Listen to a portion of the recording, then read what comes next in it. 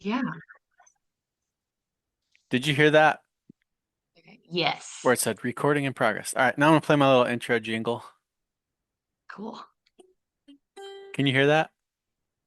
Uh-huh. Okay. Ah, I messed up.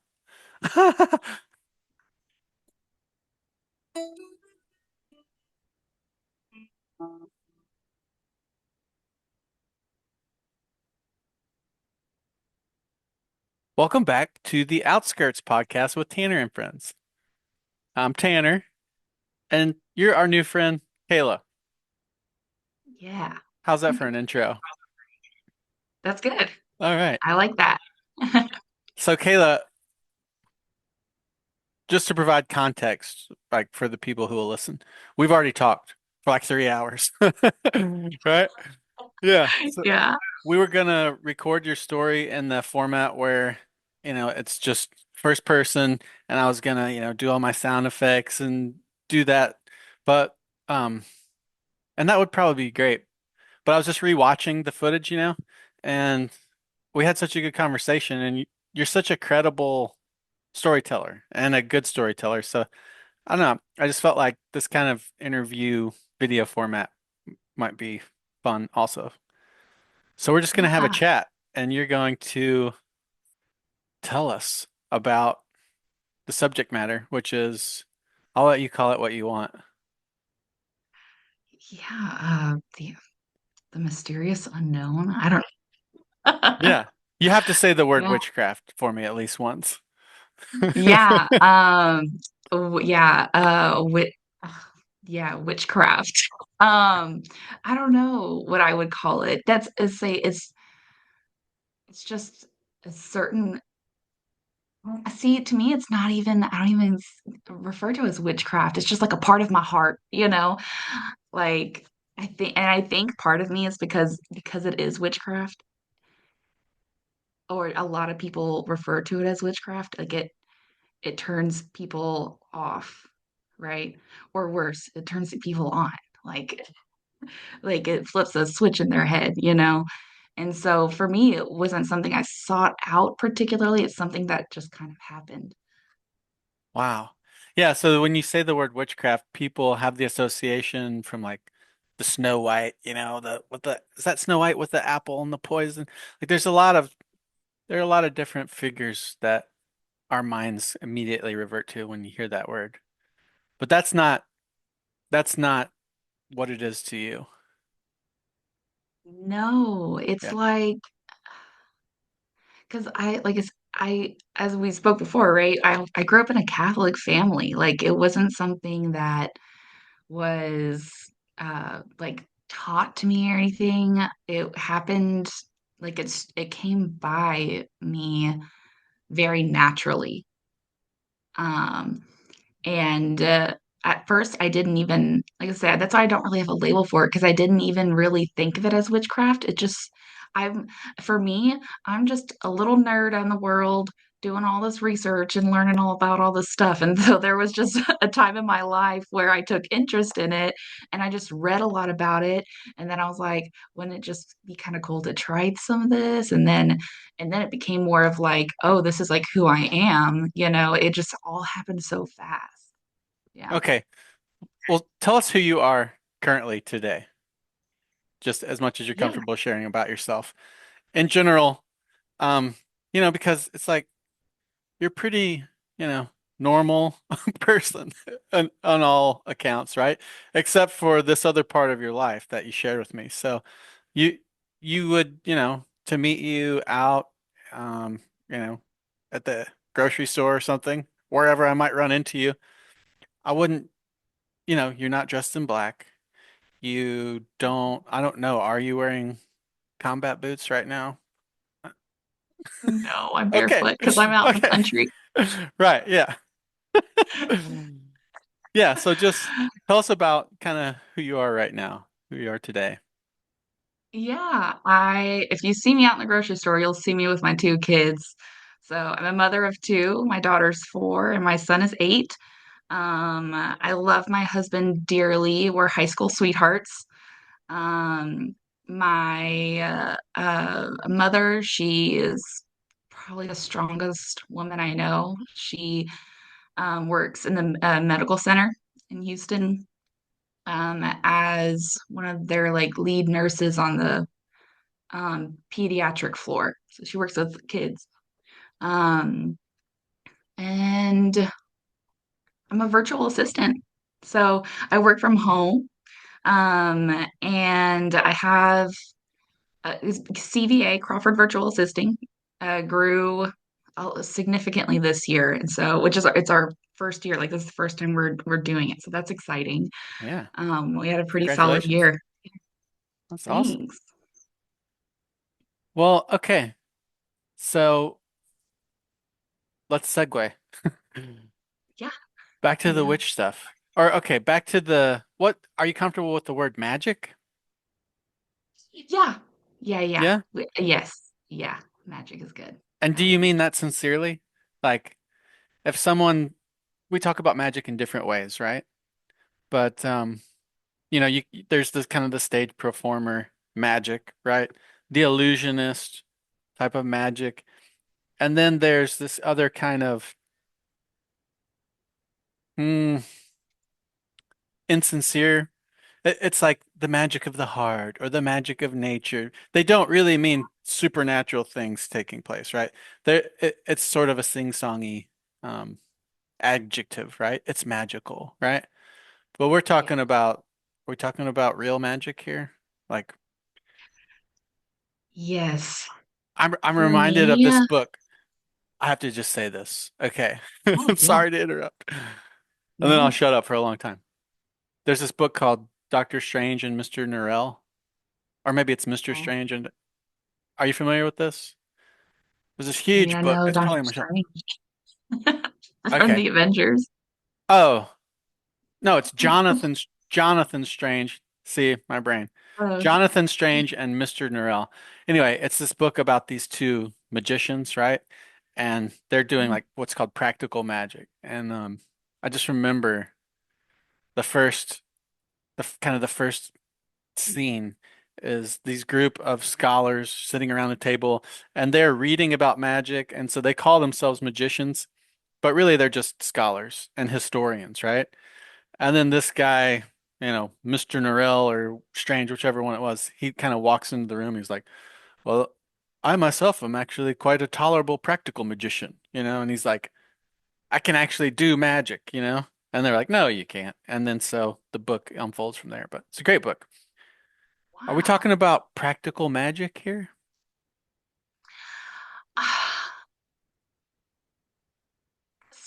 Somewhat, right? Whenever I think of the word magic, my brain goes to two different places, right? Um, I used the word magic recently in my home just because we're talking about Christmas spirit, right? And the magic of Santa and keeping spirit alive, right? So I have that sense. The other sense is not necessarily practical, it's very technical, very specific. And the whole idea of it, I think the word magic really comes from the idea of unknown, right? Magic is a thing because no one can fully understand it, right? Miracles, right? Uh, someone sees magic, even if it's like on stage, right? And obviously, everyone has no magician shows their secrets. Everyone has like a technical part of their magic, but it leaves people in awe because they don't understand it. So I think it's more of like magic can be anything that you couldn't wrap your head around completely. Yeah, I get that. So, you know, for the simpleton like myself, I might call a thing magic, and the person who's been exposed to it previously and understands its inner workings would just call it nature. Or there are example of this throughout recorded science. You know, they like to say, "Oh, well, they thought everything was magic back then, and now we know it's just, you know, antibiotics or whatever." Or, you know, Yeah. tiny soldiers, blood in the white blood cells. Yeah. Um, so yeah, there's that. There's the progression of knowledge and like in theology and then kind of the debate between scientism and creationism or theology, depending on where you're coming from with that. There's this idea where um, God is just this sort of figure that supplies answers where you don't have them currently. It's called the God of the gaps. So that's a term that gets thrown around a lot. Where, yeah, we need God to explain the things we can't currently understand, but probably, in 100 years, we won't need him for that anymore. Um, that Mhm. feels relevant to what we're talking about here. But there's Yeah. there's more to it than that, you're saying. There's that, but then there's actual supernatural manipulation that maybe we'll never be able to explain using just material, um, physical, rational processes. Yes. I mean, there's been several attempts, right? They have like thermo cameras and that kind of good stuff, right? You always see like the ghost seeker channels on YouTube and stuff or TV. And I think that there can be an aspect where you can kind of dip your toes into it, but at the end of the day, after someone's passed, they're in a whole other realm. And I mean, we could even talk about go into all different kinds of religions. No one could really tell you what happens after you die until you die, right? um, and we can believe what will happen, right? Like what brings me comfort is that things happen every single day. I believe in God because there's been too many things that happened to me that there's no way that there isn't a God, right? But do I know actually that we go to heaven? No. But do I think it's meant for me to understand it? No, I also don't think. I think there's a certain time and place for us to have that happen to us. And so I think that when it comes down to it, we can science it up or even magic it up all we want, but we're only going to know so much until it's time. Is part of what drew you into the practice of magic a desire to know more or to engage that unknown and as much as possible? Was that? Yeah. Yeah. Whenever I was young, I, um, uh, my boyfriend, now husband, started dating, right? And at the time, he was going through like um,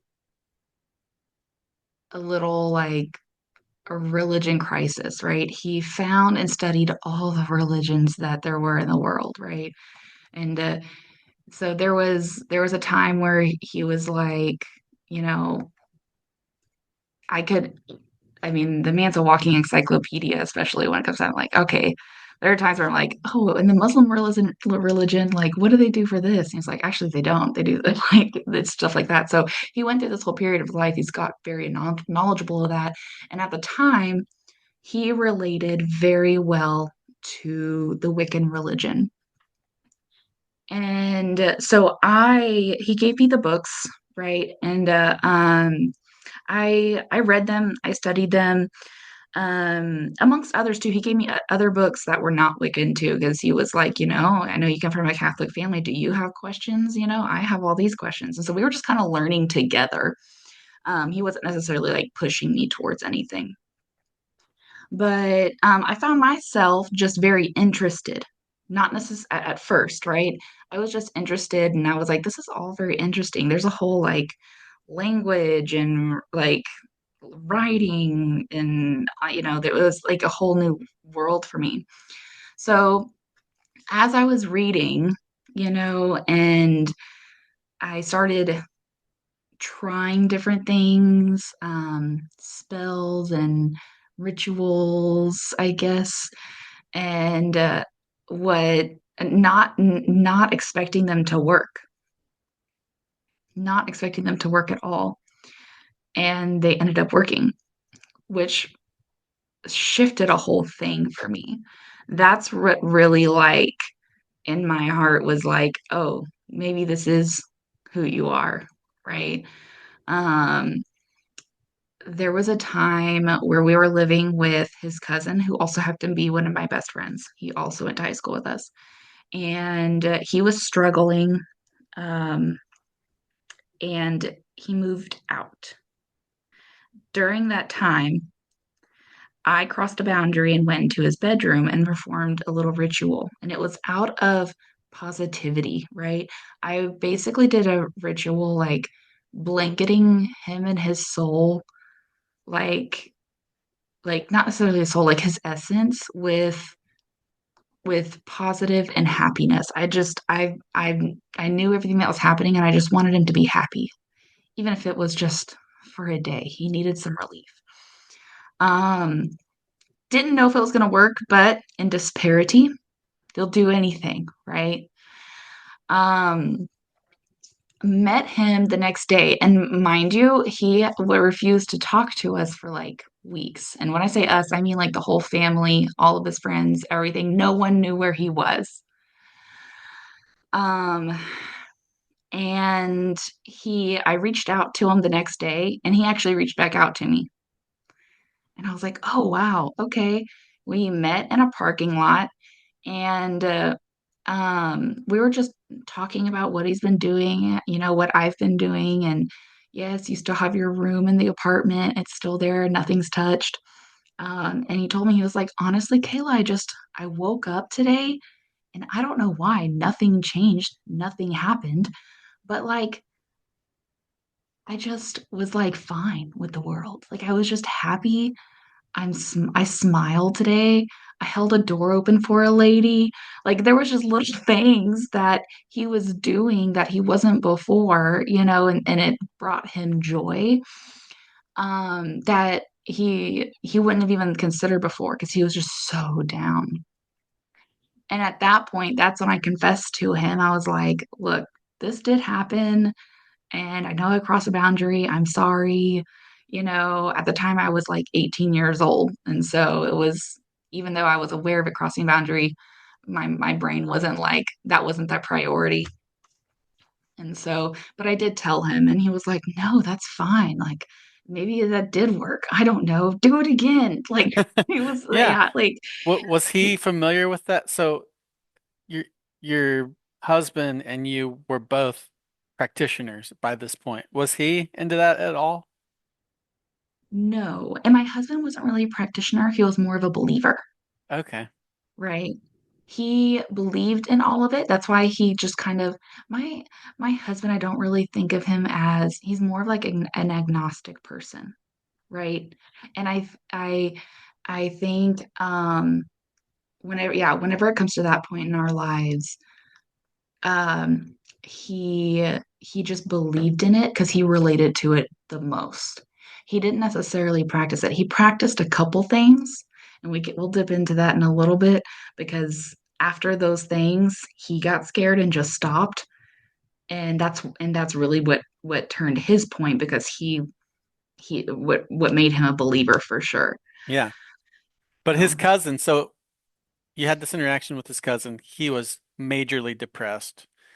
And then he comes to you and he's like, "Look, I can't explain why, but I'm seeing the sun today." I'm like feeling much better. And you tell him, "Well, I did this ritual to accomplish just that." And he's like, "Do you think he took it to heart, or did that have any lasting impact on him? Did he ever ask you, 'Hey, dude, how'd you do that?'" I think that's how I would have responded. I would have been like, "Oh, okay. If you like it, if the effects were positive and you wanted to experience that again, that's the kind of thing that would draw me into my own research, I guess." But I guess not everybody's like that. I don't know. What was his response? with his response, I think he was so down that he was just catching his breath for that day. Because we spoke weeks after that, and he told me that that was really the only day he had some relief, and it didn't give him a chance. Like the next day after that, everything went back to normal.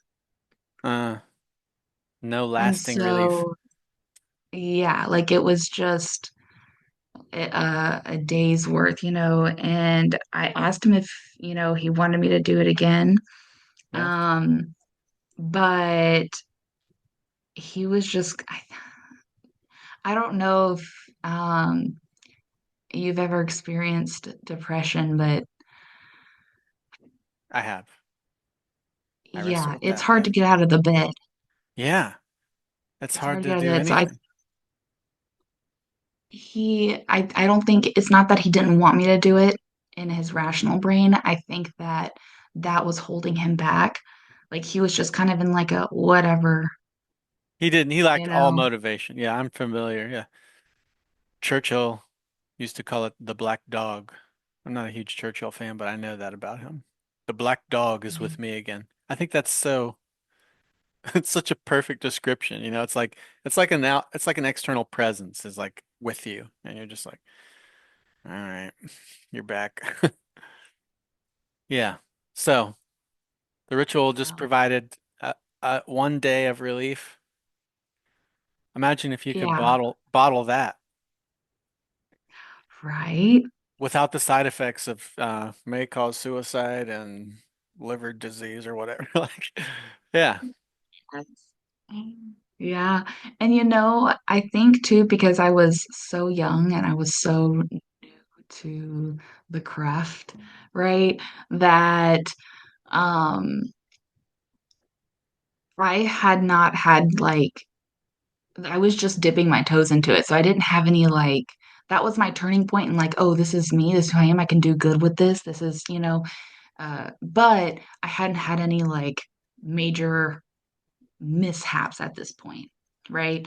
And I learned later during a mishap that you have to be very specific with any kind of ritual or spell because if you're not, magic's very, very good about finding loopholes and reading in between the lines, right? Um, and so, very much like a Rumpelstiltskin kind of moment. Yeah. very legalistic, right? It's like must be performed. You emphasized the wrong syllable. Roar. Something like that. Yes. Very much like that. It's like if and what I'm getting at is that like I think that if I had done it, if I had tweaked it, it might have lasted longer for him. But I had Oh, not realized this about magic yet. wow. So we'll And get into this so, later. Yeah. So it's almost like we're talking about beings, right? Beings enacting your will, if only you can say it correctly. But anyway, that's fascinating. Back yeah. to you. Let's keep your ball of magic rolling here. Yeah. Um, how about my husband's experience? That's kind of a fun one, Yeah. but scary one at the same time. And it's kind of short because he did that and then stopped. Yeah. So So, yeah, tell us at what stage of life you guys were in and everything. Yeah, go ahead. so he and I met when we were 12.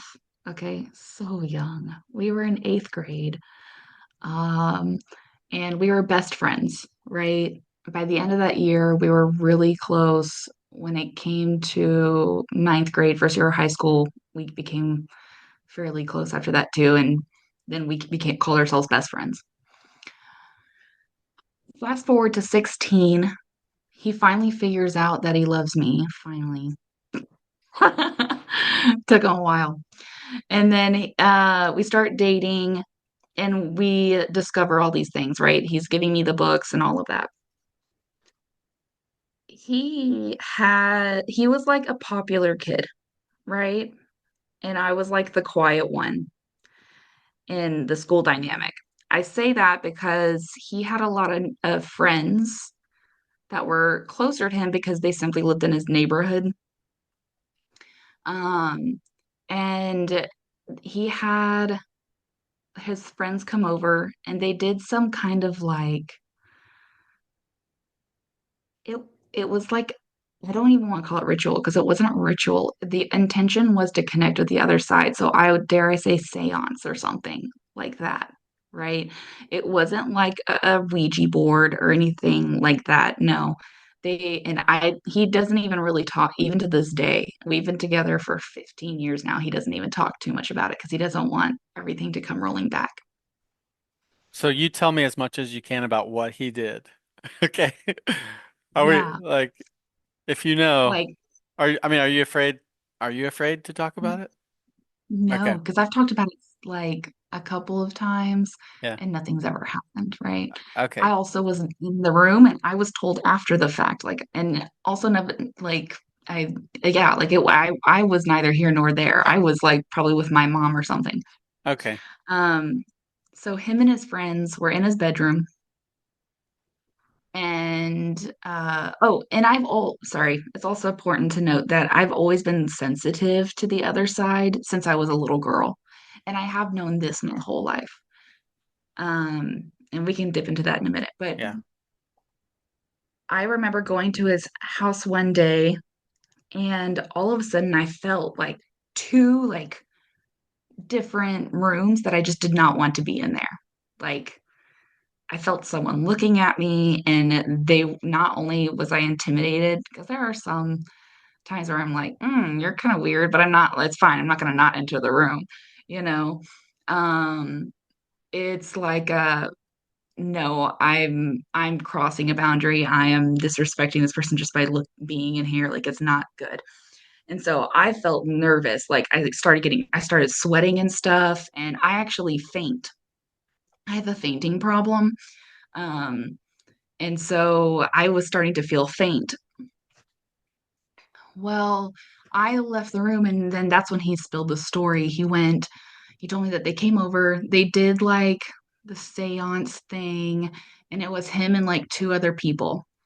And he stopped looking into mirrors. Like he was acting really weird. He wouldn't look into the mirrors or windows or like anything with a reflection, right?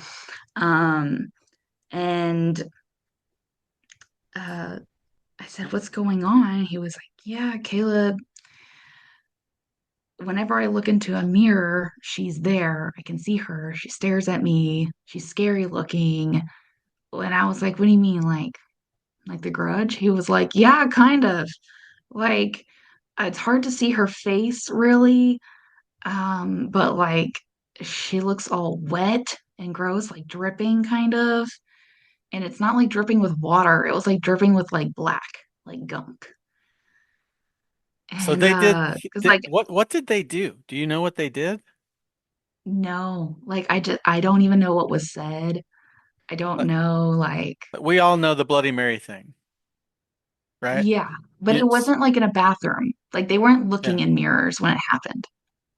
But for the listeners who maybe don't, does everybody know what Bloody Mary is? Surely, right? You stand in front of the mirror, there's his backstory. A farmer's daughter fell on a pitchfork, and now if you go in the second floor of the elementary school and turn out the lights in the girls' bathroom, look in the mirror and say, Bloody Mary, Bloody Mary, Bloody Mary.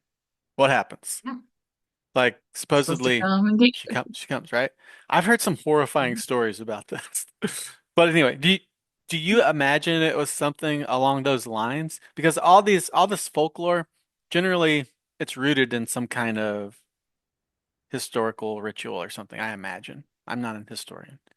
But what do you think? What would you imagine that they did?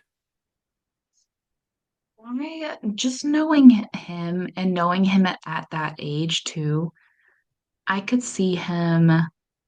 He was very reckless. He was that teenager that was, tipping porta potties and skateboarding away, spray painting the golf course at night. Like he was very like rebel, right?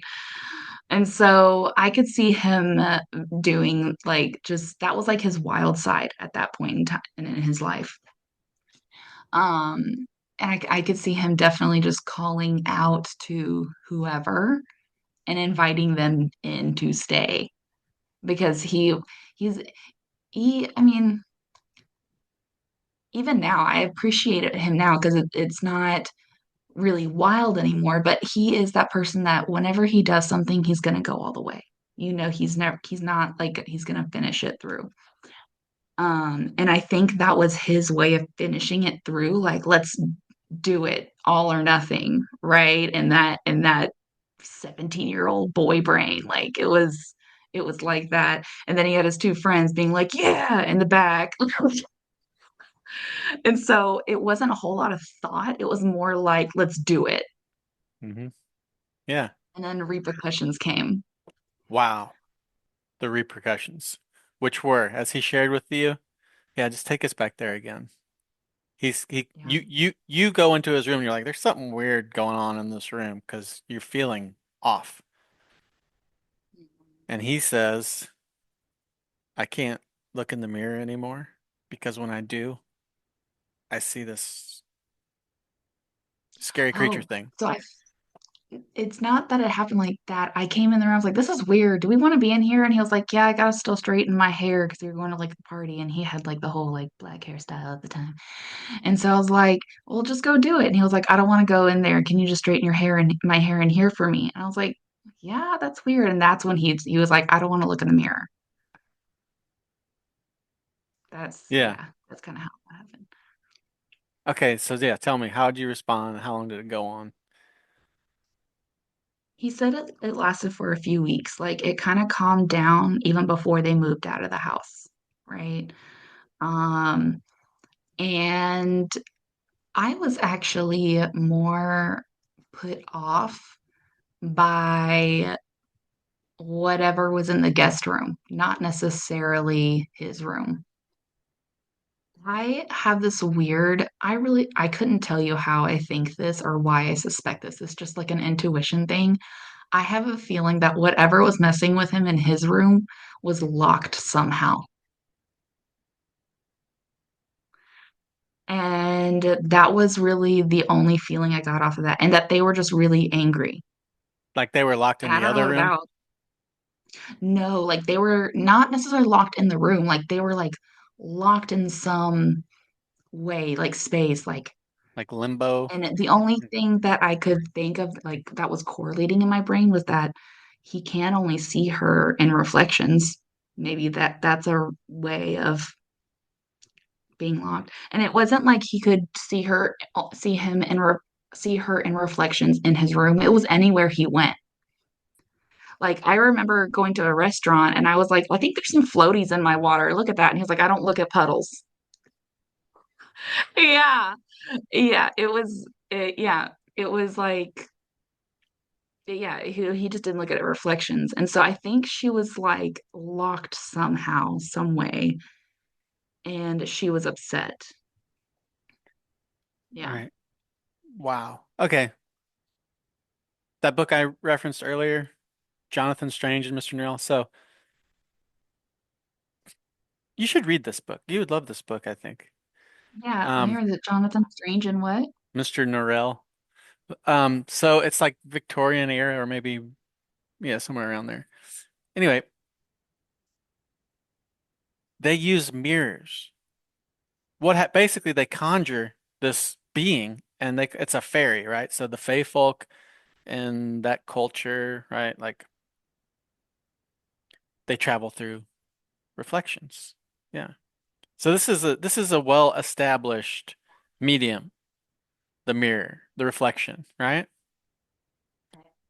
Do you think you guys knew that at that stage or No, and honestly, this is the first time I'm definitely going to read this book because I mean, like I said, all of this that I told you just came out of like tuition. Like this is just something that my heart was telling me, and um, it wasn't anything that I knew about, like fairy folklore.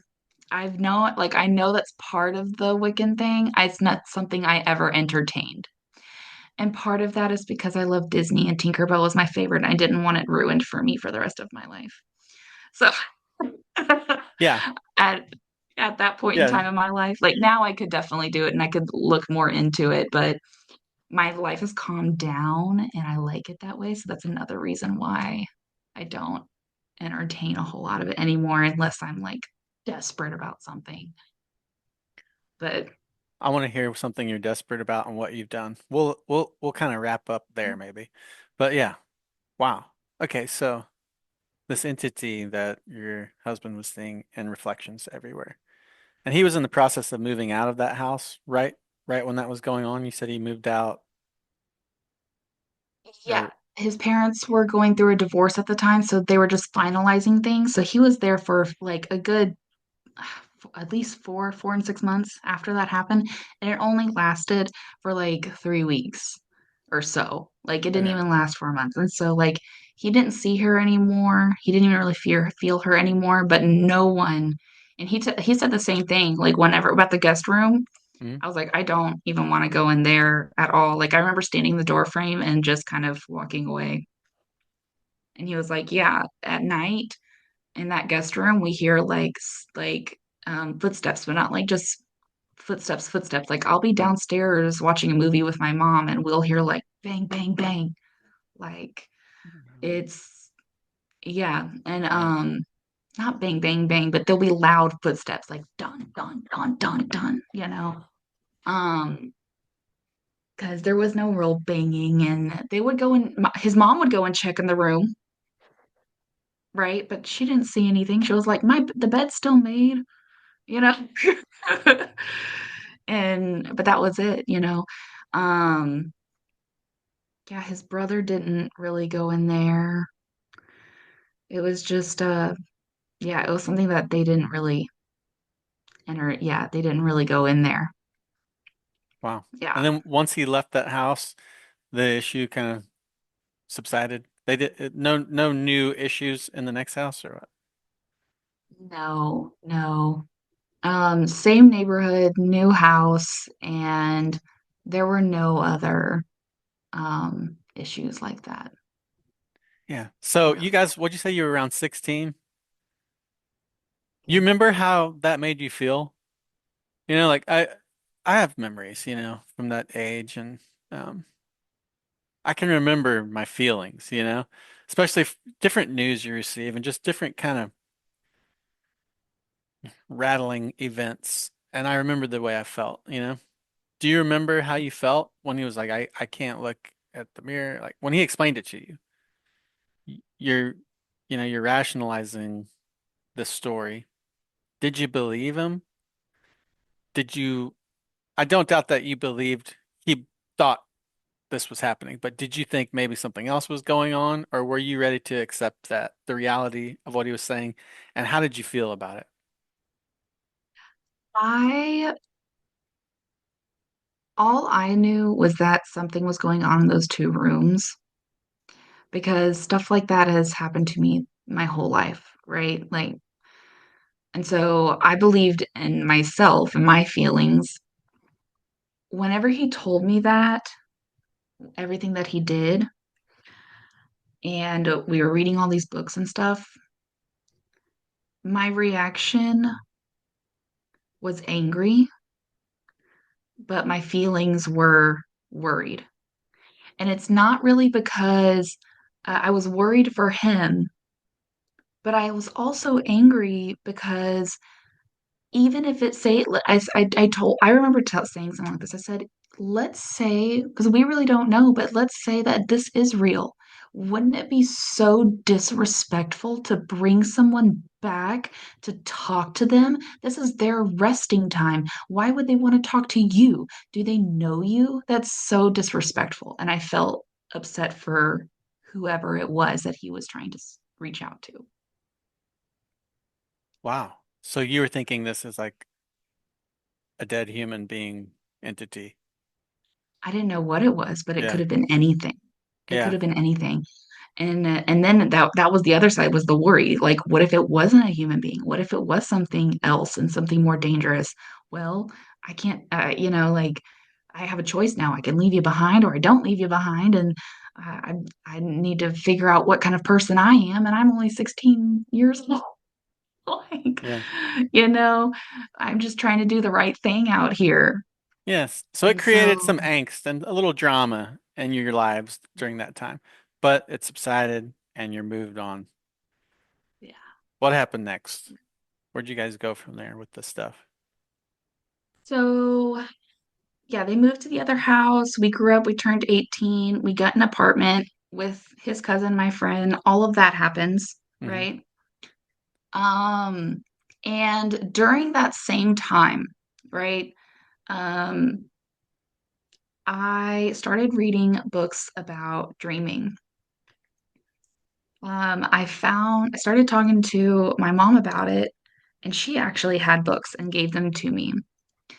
And the reason why I started reading books about dreaming is because I was like, I was still like learning everything about Wicca, and they're just like there's a whole fairy thing, right? There's a whole thing on dreams, and so I was just in that chapter reading about it, and I was like, oh, I was talking to my mom about it.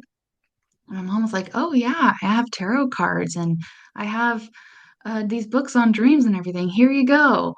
She was like, "But you can't have the tarot cards because it takes the magic away. No one, she doesn't. No one can touch their tarot cards." Yeah, yeah. Same with mine because it's not really power. She calls it power. For me, it's more like someone's essence. Like you put your energy. It's more like energies.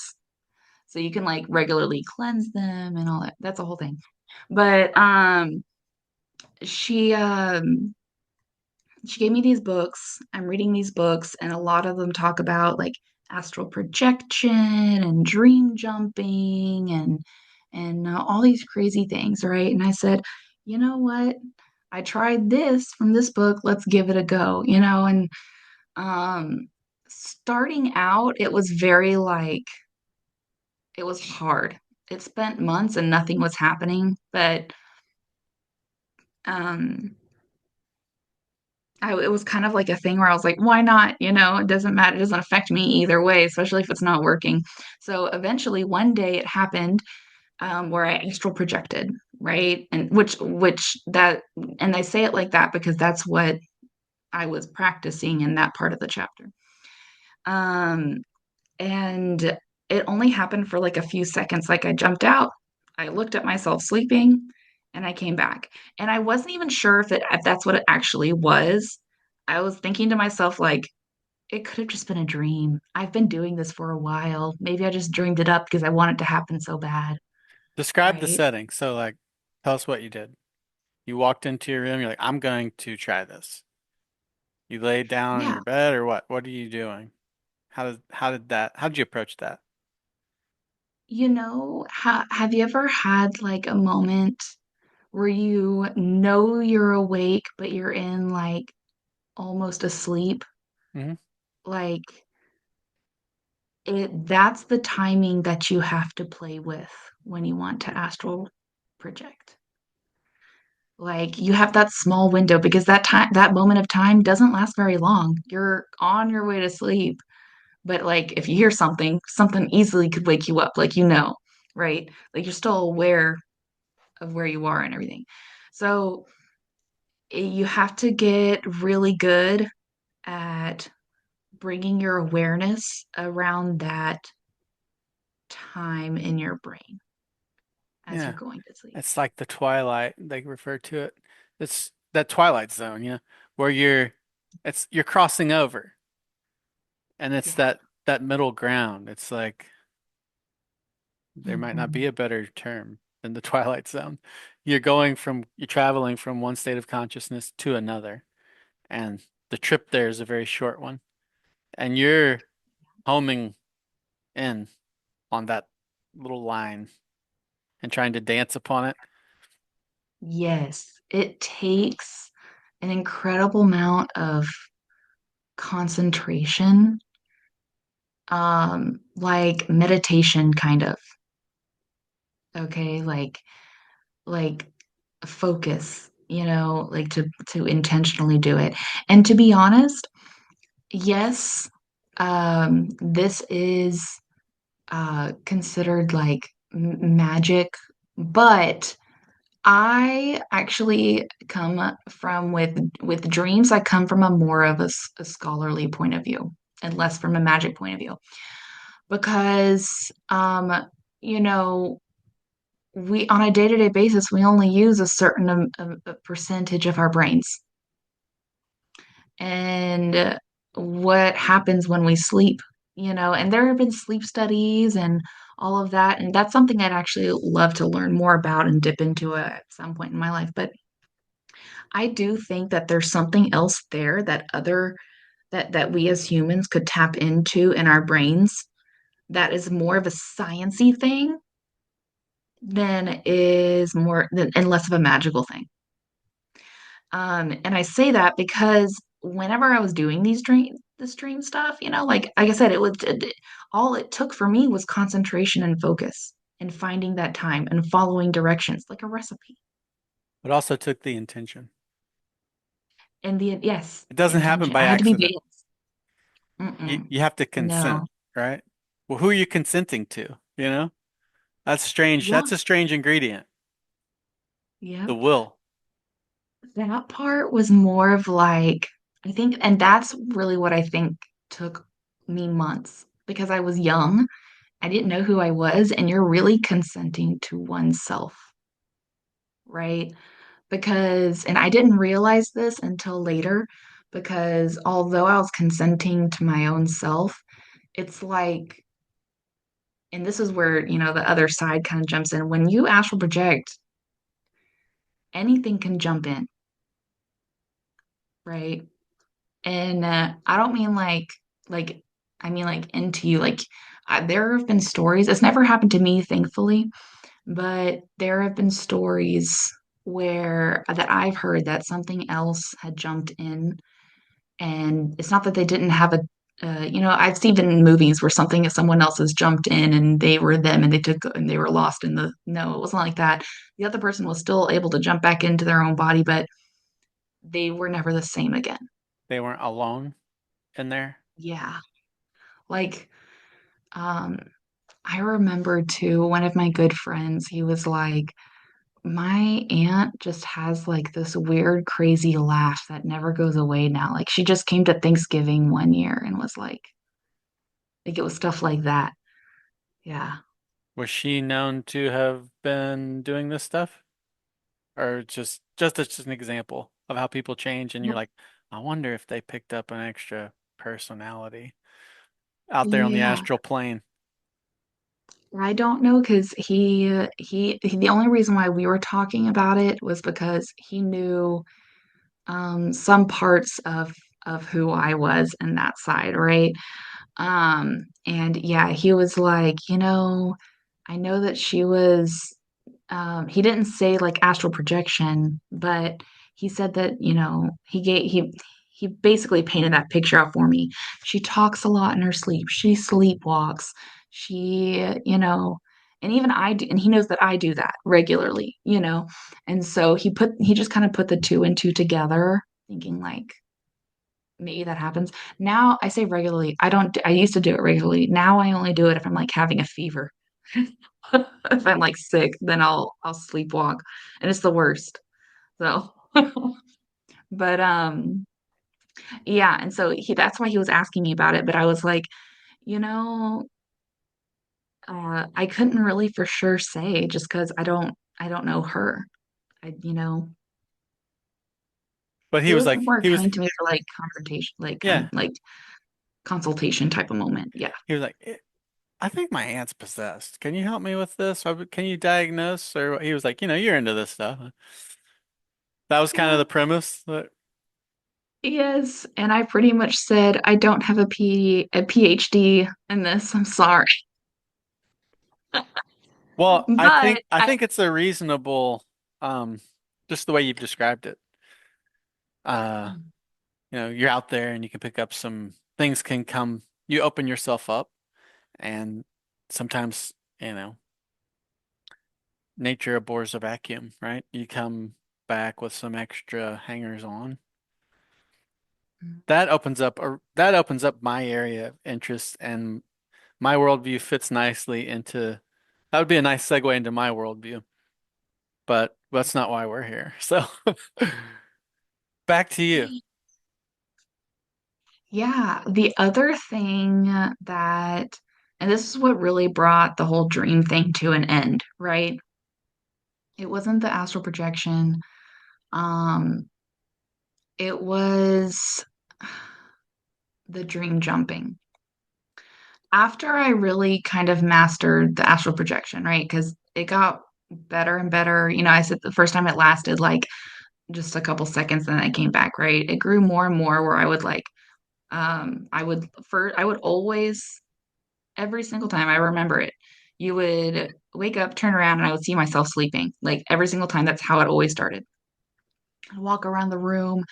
There was the time I was looking out the window because we lived out, our apartment looked over the like complex park. Like there was a little kid park, and I heard noises out there. And so I was looking out the window, like, what are these kids doing out here at like 3 in the morning, or two or whatever time it was.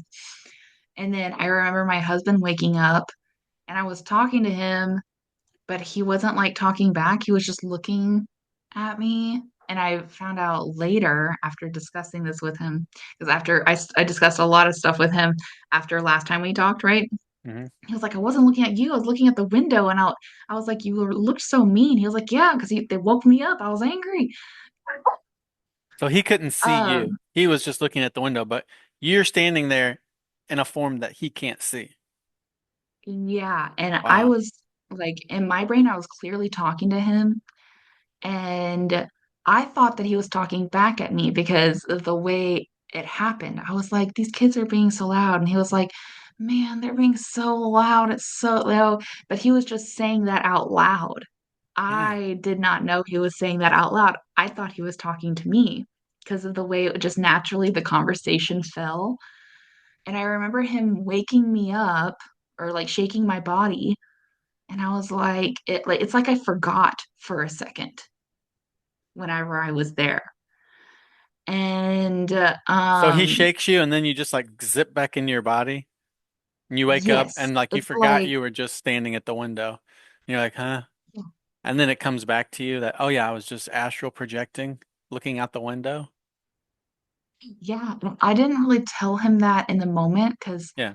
sometimes when I was doing that, like I would wake up a little confused and I'd have to like come back, and I was still going back to sleep at that point, so it was still late at night.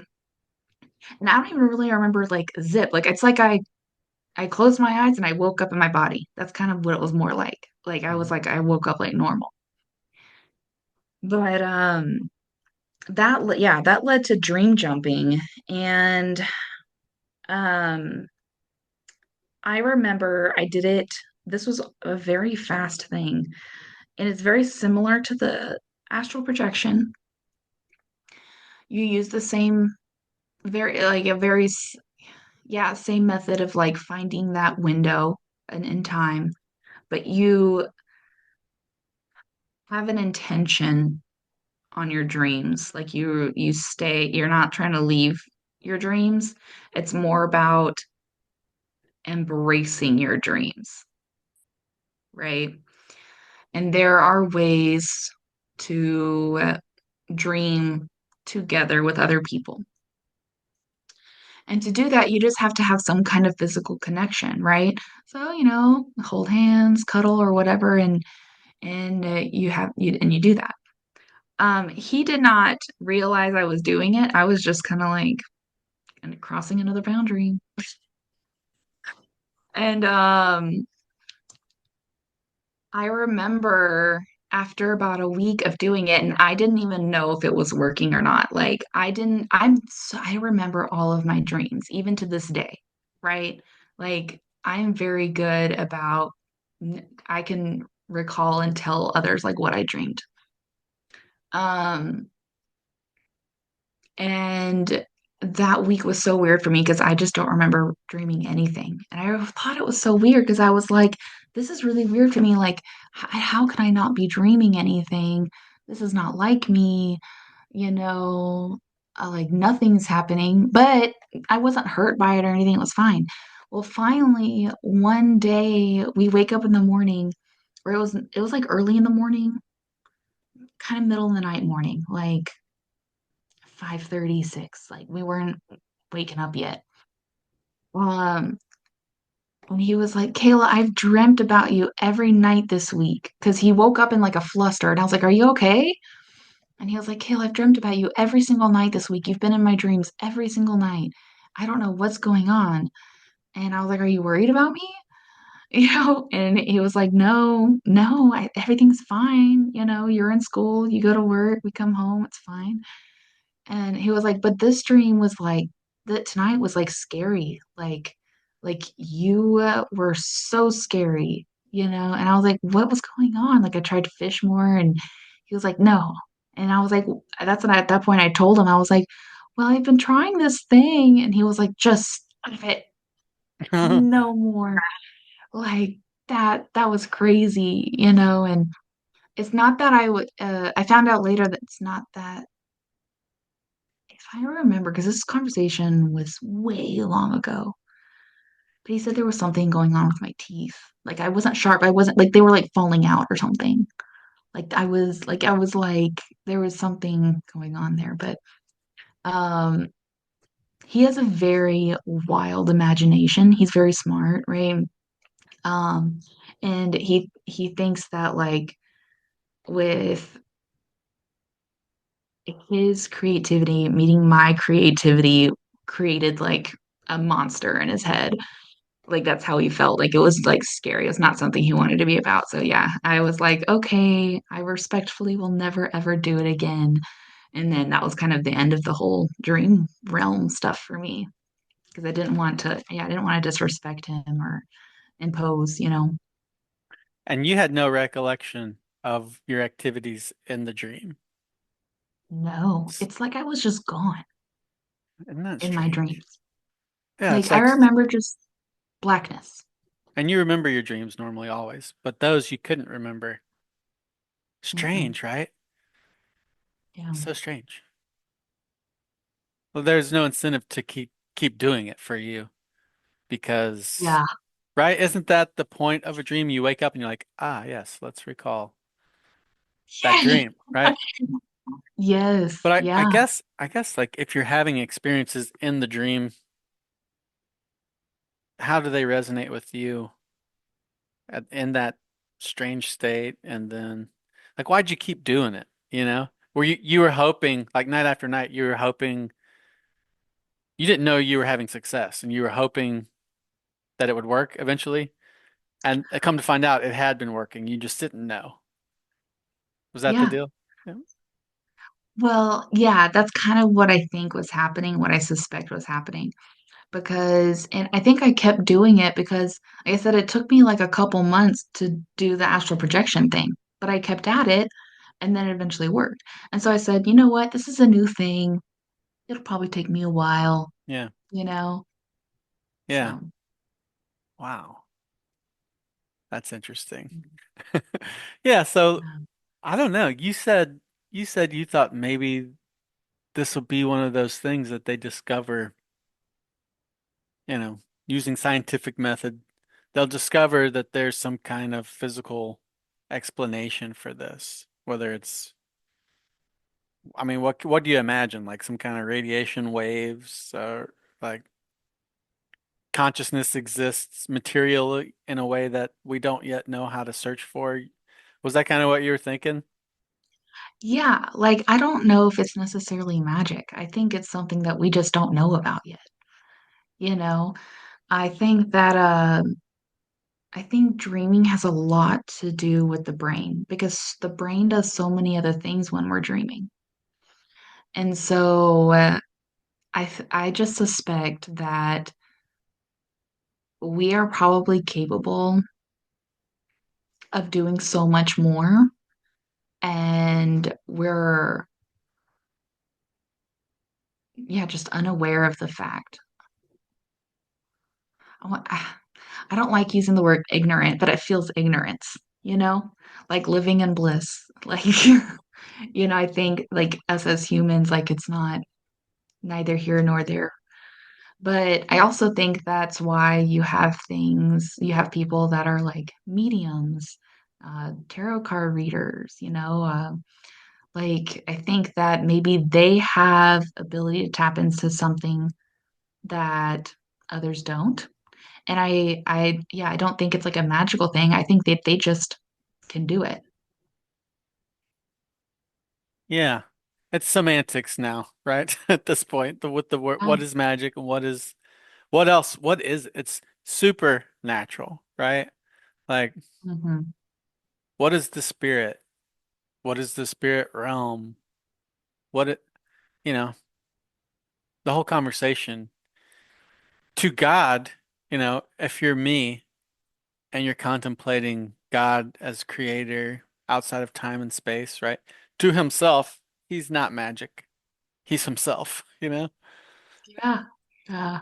It's that's kind of one way that I think it's helpful to think about it. But to us, we're so far removed, according in the framework of my belief, the way that he can operate um, is supernatural. Like he's not confined to his creation. He's outside of it. Yeah. We're stuck abiding by these rules of physics, not him or and his other creatures that reside outside of this creation, they get to play by different rules, right? And science, as it has delved into these things it hasn't understood, you have the emergence of like interdimensionality, you know, and maybe string theory, multiverse, and all that, just grasping at like, how can we get there? How can we get there? Um, I suspect they never will get there. Yeah. I'm comfortable calling it like spirit. If you interdimensional works for me too, but you're never gonna get your head around that dimension as one inside of the created sphere, or plane. Um, no, I'm not a I flat earther. agree. But yeah, I think you get depending on who you're talking to, right?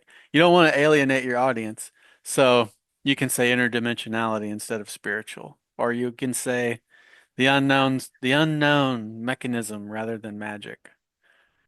But Yeah. you're not going to offend me calling it magic. Yeah. No, I think, as I say, I did a lot of thinking after our last conversation. And so, yeah, I think it was just I spent so much time like burying it down because I was scared of other things coming back, right? And nothing really came back after we talked or anything, right? So um it was there was a day here. We can talk about that in a minute, but that's why I moved to this room. But it was like I allowed myself to think more about that time of my life and think more about what's happened since, like the disparity moments, right? Um, and what comes around every so often because I call myself sensitive,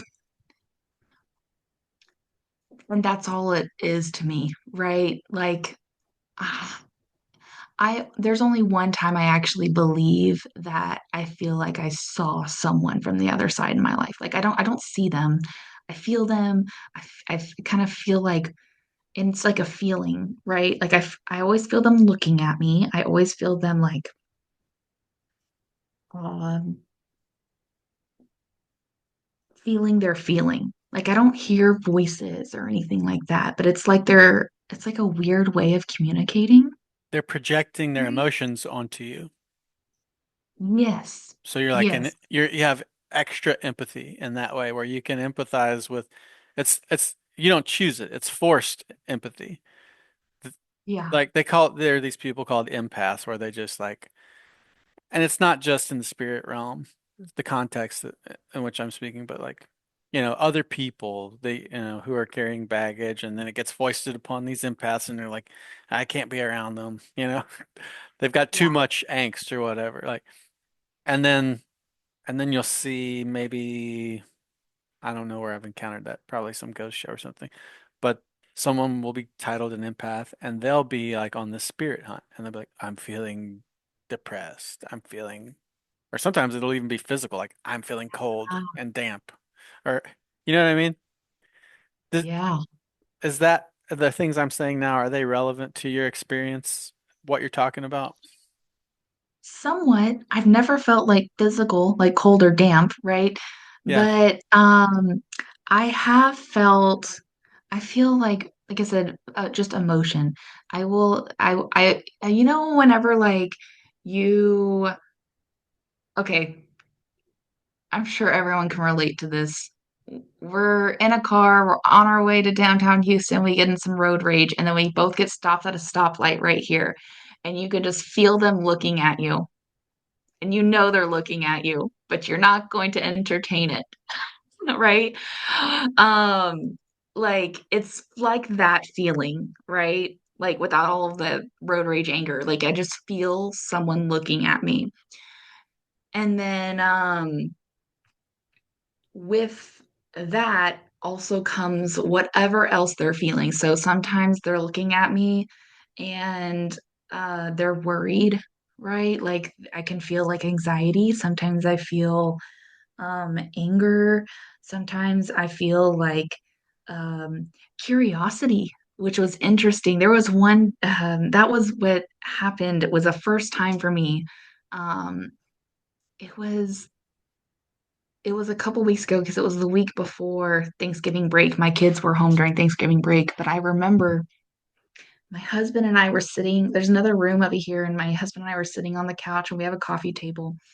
And it wasn't, there was a water bottle like this, right? And I remember because one of the things in our house, my kids like to like leave half drinking water bottles everywhere. And so um and they also leave the caps off. And I have a cat that would just, you know, and so I'm constantly just putting the caps back on the bottles, but leaving them there until they go to bed. So if they want water, they can go get it. Anyways, I was putting the cap back on the bottle. And I know that I'm super intentional every time I do that. And I do it with the grooves tight, perfect, right? Because my cat has also in the past knocked it off, and if it's just like halfway screwed on, there's still water. So like I know that I was like he can't really do it after I do it really good. So I did it really good, left it, hours go by, we eat dinner, everything. We're here, and kids are in bed, we're both here, and then all of a sudden like this cap just, and it's not like it just like came off and like fell down. I mean, like it projected, like it was like Wow. across the coffee table. That's hard to do, even And by hand. Yeah.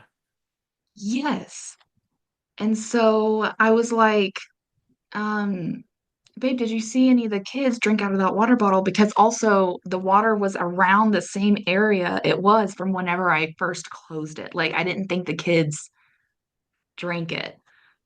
Um, and he was like, no, no, that was weird. I was like, I'm not just saying that. He was like, no, that was weird. Um, and then nothing else happened, right? Kids go to school the next day. He goes to work.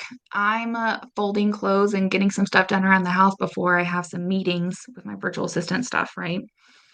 And as I'm folding the clothes, um, I saw like a shadow move in front through the kitchen because there's like three different doorways. So there's a door over here to living room, and there's a door over here in the kitchen, and you can see through the kitchen, right? Um, so I see a shadow move across the doorway, and it was very fast, right? And I was like, that's weird. I come over here and my cat is in here. I said, oh, it's just the cat.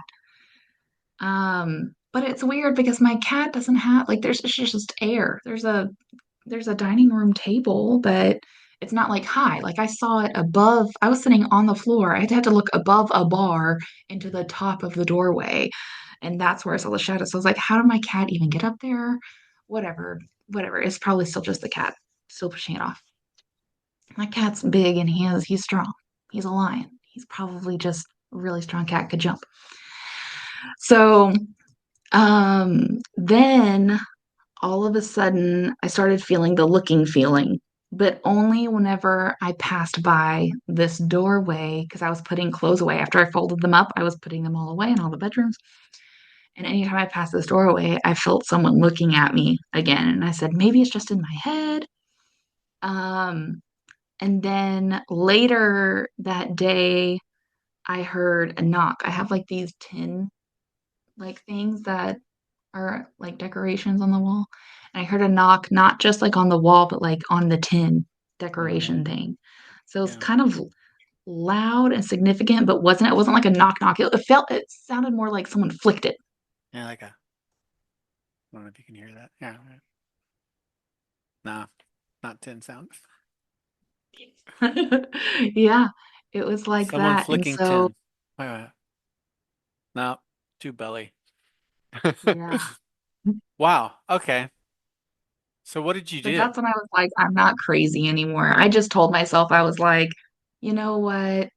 It's fine, And then I started thinking more about our last conversation. I was like, we all kind of prepared ourselves, maybe like because we talked about it and put purpose to it, you know? And then, um, because it wasn't necessarily your and my conversation sparked other conversations. And Hmm. that's, I think, what put purpose to it. Wow. Um, Purpose. So you're putting this in the context of ritual again. Like you think yeah. you conjured something by your intention or whatever in these other conversations, and that happened. Mhm. Anything else? Nothing else crazy other than my daughter. He's been gone for months, right? He. We When don't know we who were he. living, Who's he? he is granny father. That's who she refers him to by, right? She used to call him just father, and I was so confused because she would just be like, my father taught me this, my father taught me that. And I was like, your father's right here. And she was like, no, that's dad. And we that still got pushed off further because he was like, "Yeah, it takes a certain amount to be a dad. Anyone could be a father." And I was like, "Yes, yes, yes, yes, yes. Toot your horn," you know. Um, Yeah, but and so yeah, but so that, imaginary friend of a child, that's what we're thinking here. That's what he's yes, thinking. Okay. it turns into that, right? Okay. Because I was like, okay, a father is a dad. We sat her down, we explained everything, like what does father does, because she's never used the word father. She's the second, and my son always referred to him as dad or daddy, right? Like she doesn't, and same with me, mom or mama, mommy. And so she doesn't think of us, she doesn't use the word father. Even our grandpas, we've always said papa, pops, grandpa, you know, yeah, like no one's referred to as grandfather or grandmother formally like that. Okay, hey, time out. Let's go back to where we are in the chronology of things. So we just finished talking Oh, about things that you've been experienced in the last few weeks since we've spoke. Now, where are we in time, um, with your daughter here? forgot. Okay, so I'm sorry, I'm bad about just bouncing around times. No, that's okay. Yeah. Um, so this time last year, actually, about roughly a year ago, because we moved into this house in February and we were living with my sister. We were living with my sister, because all the other reasons that are basically our landlord in our last house decided to stop renting and sell the house, and we just needed to find a place quickly. So we were only living there we didn't even live there a whole year. We were just trying to find a place, and we ended up starting school here, and everyone liked it here, so we just stayed here. So it was about this time, um, and I remember because the elf on the shelf was out, and she was saying all these things about father. We turned, and then I finally was like, "Do you mean your grandfather?" And she was like, yeah, my granny father. Like she won't, I've tried to get her to say grandfather, and she can say grandfather, but she won't refuse, she won't refer to him as grandfather. It's always granny father. Let me ask one more thing. Okay. So there's a period of dormancy or inactivity on your part. You mentioned having sort of suppressed all this, and it was kind of rekindled via our conversation and these other things in recent years that have happened with your daughter. But how long of a space are we talking from like where you're dream hopping and astral projecting? And when did you Oh, stop? And then when did it reemerge? yes. Okay. Yeah, we skipped a lot there. So I stop with that. My belief system is still there, right? I'm still doing the whole thing. And I dip into, I change my direction from dreams to tarot cards. I do that for a little bit. But I discovered later that um my niche is more with the other side and less with the living, and tarot cards have a lot more to do with the living. Okay. Yeah, that makes sense. So it's not that I can't do tarot cards. It's just like I'm like, you could probably find someone better if you really want your tarot cards. Right. Um, That's not where your interest was. When you say niche, is that made of interest and aptitude, or what is that? it was more like I said, it was more like that's just something. I say niche because I feel like other people have to do more with a living, like empaths, right? Um, and for some reason, even whenever I was little, I remember my mom after she told me I was like 4 years old or 3 years old or something like that. And Mimi had passed, and this would be my great grandmother. She and I apparently were very close. I don't remember her at all. I've seen pictures of her, but I don't remember her. But apparently, the story goes is that she and I were very close, best friends. Loved her. She loved me. We were the light of each other's world.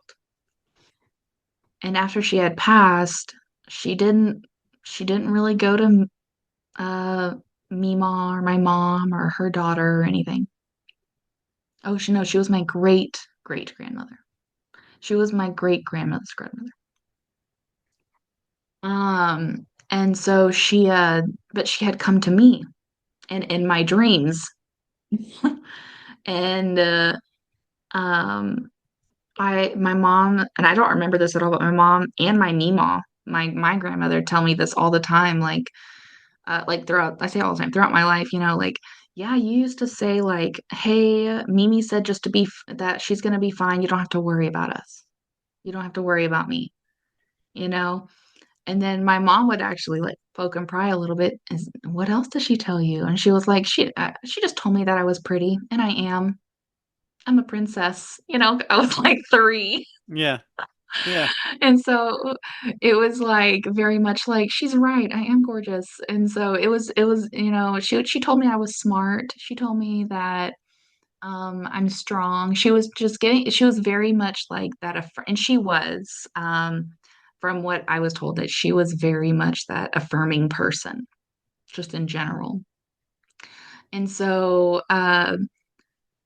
I think that to hear that, and it also and that was another reason too, is that it wasn't something in a way that I would say in my 3-year-old language. You could tell it was something that Mimi would have said with her words whenever it came out of my mouth. Yeah. And so it's like I said, that's why I call it my niche, because it's happened to me my whole life. Like ever since I was a little girl. Like I I don't I couldn't tell you. I don't really call myself a medium either. Like I don't want to, I can't talk to them or anything, or I have talked to them like out loud just to make them go away, but it's not like I can't sit down and have a conversation with you. I can't tell you what they look like. Um, You just feel them.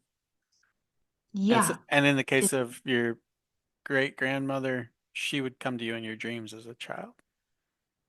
yeah, yeah. That doesn't There's sound. also another story with my mom, too, with my other great grandmother.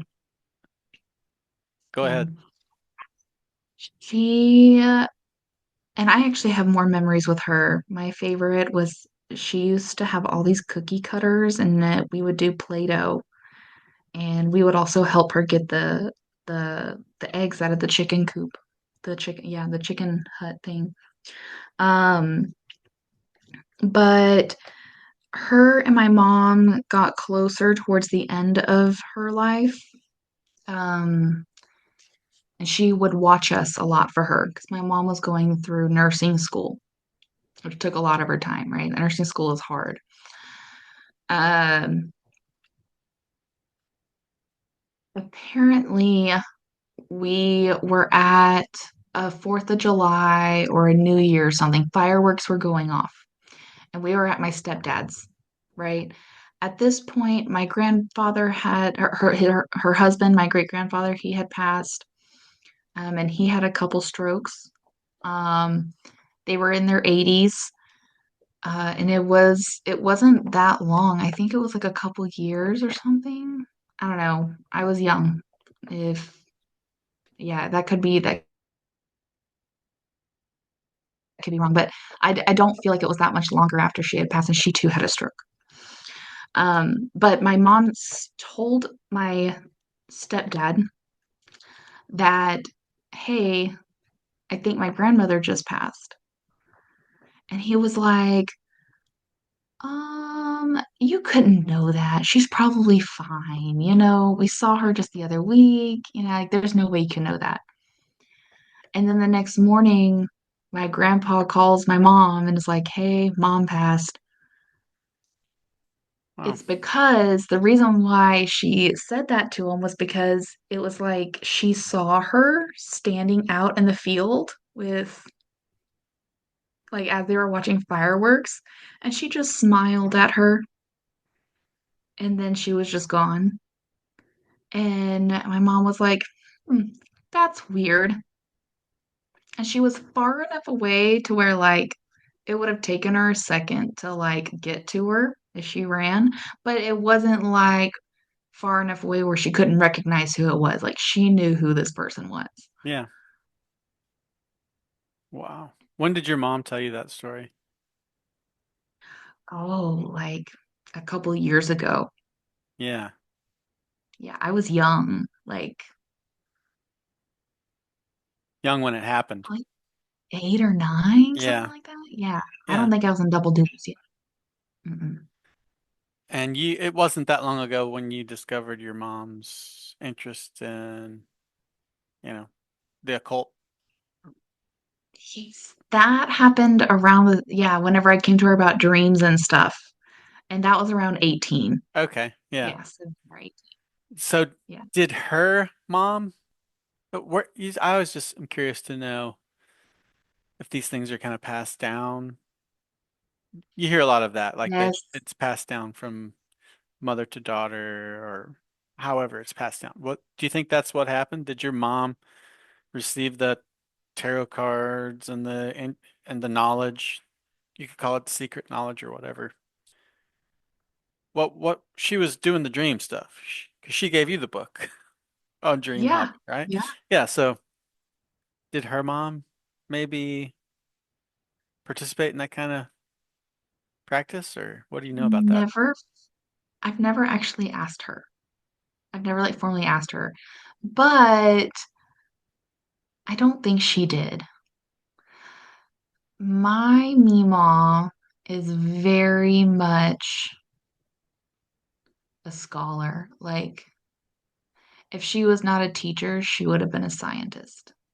Like, she's a brilliant woman, right? But um, I don't see it. Now, there haven't been, she has told me of times where she has too felt a feeling like she was like, yeah, I remember her telling me after her best friend died, and her best friend was like her sister, right? Robin. I remember they were so close. I remember Robin. Robin had a son. She had several kids, but I only remember her son. And she said a little bit after her pass, she had like a candle move across her TV set. And it was like those box TVs at the time, Yeah. right? So it was like she would put like candles or little trinkets up there. Yeah. And she said that, and then she said that she was by herself in her house, and she was like, I don't know who's doing that. Robin, if it's you, stop it. You're freaking me out. And then it just never happened again, she said. But it was like I think she definitely I think she knows when someone's looking at her, but I don't know if she entertains it enough to like tap into it. Yeah. I can hear that. Occasionally I hear stories like that where people they're aware, but they just aren't motivated to pursue, you know? Yeah. I think that's strange myself. But there's nothing more interesting for me than the magic, supernatural, the Yeah. afterlife. Whoa. I'm only drinking tea, but I'm sitting on one of these core balancing stool things, so I'm a little wobbly. I'm No, not, it's there's no whiskey in here. yeah. Yeah, those are cool stories. What's the one time you saw someone who had passed in person? Yeah, this was a little eerie, but not scary, right? So my husband and his grandmother know, and anyone in the family would back me up on this. They know they were so close, right? So close. Like she practically claimed him as her own, right? Um, and I came along, I was in the picture, even she and I had somewhat of a relationship. Um, and he called her Juju. Her name was Julia, and he called her Juju. And Juju, we were like 19, 18, 19. I think we were 19 when she passed. Um, Later that year, our lease went up in our apartment. And Popo, her husband, said, you know what? Y'all come live with me for a little bit. And we were like, okay, sure. Came over there and I was working in early childcare at the time. Um, and at the time I was like a floater teacher. So like I was that teacher that said, okay, who called in today? That's what our classroom I'll go into. Because I was young. I was like still learning and so I didn't like have a formal classroom yet. I was getting ready for work because it was a very stormy day, and it was like one of those big storms where, like, I remember we were following KDISD's schedule. So, like, if they closed down for the weather, we would too. And so, the owners of the school told us, like, hey, if KDISD closes, we're closing. Don't bother coming in. Keep an eye on the channel, this channel. They're gonna make announcements then. So I had the TV on. I was getting ready for work. I was in the bathroom and it overlooked the room that was like her room, right?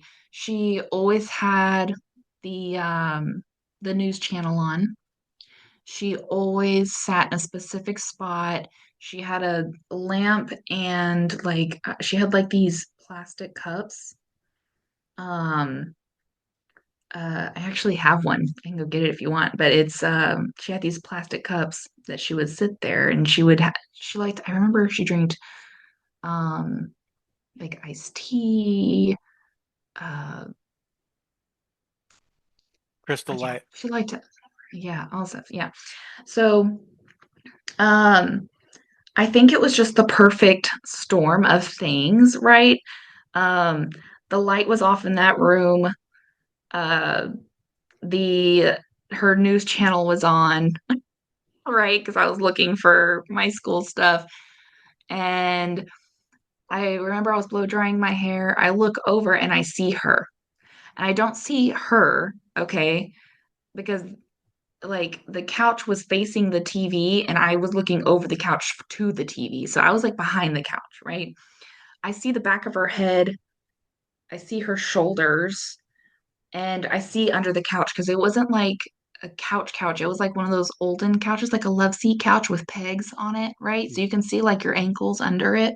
So I saw her feet and her ankles, and I saw her hand right here where her glass would have been in her cup. And I remember taking a second and looking, and I was like, and then I looked back in the mirror, and I looked back, and she was gone. And I took a second there, and I was like, you know, I this has happened to me my whole life. I've never experienced this though. Like that was that's why that and I think that's what it was more eerie for me. What really added to the eeriness was how still she was. She was so still. Yeah. Like Just like, not breathing, not moving, very yeah, like very much like that. Like, you know, and so it was that was a moment for me, where I was like, "Oh my goodness." Um, was it affirming? You were like, I knew it was ghosts. yes, Were you like, yes, I knew for people sure. were looking at me? Like, Yeah.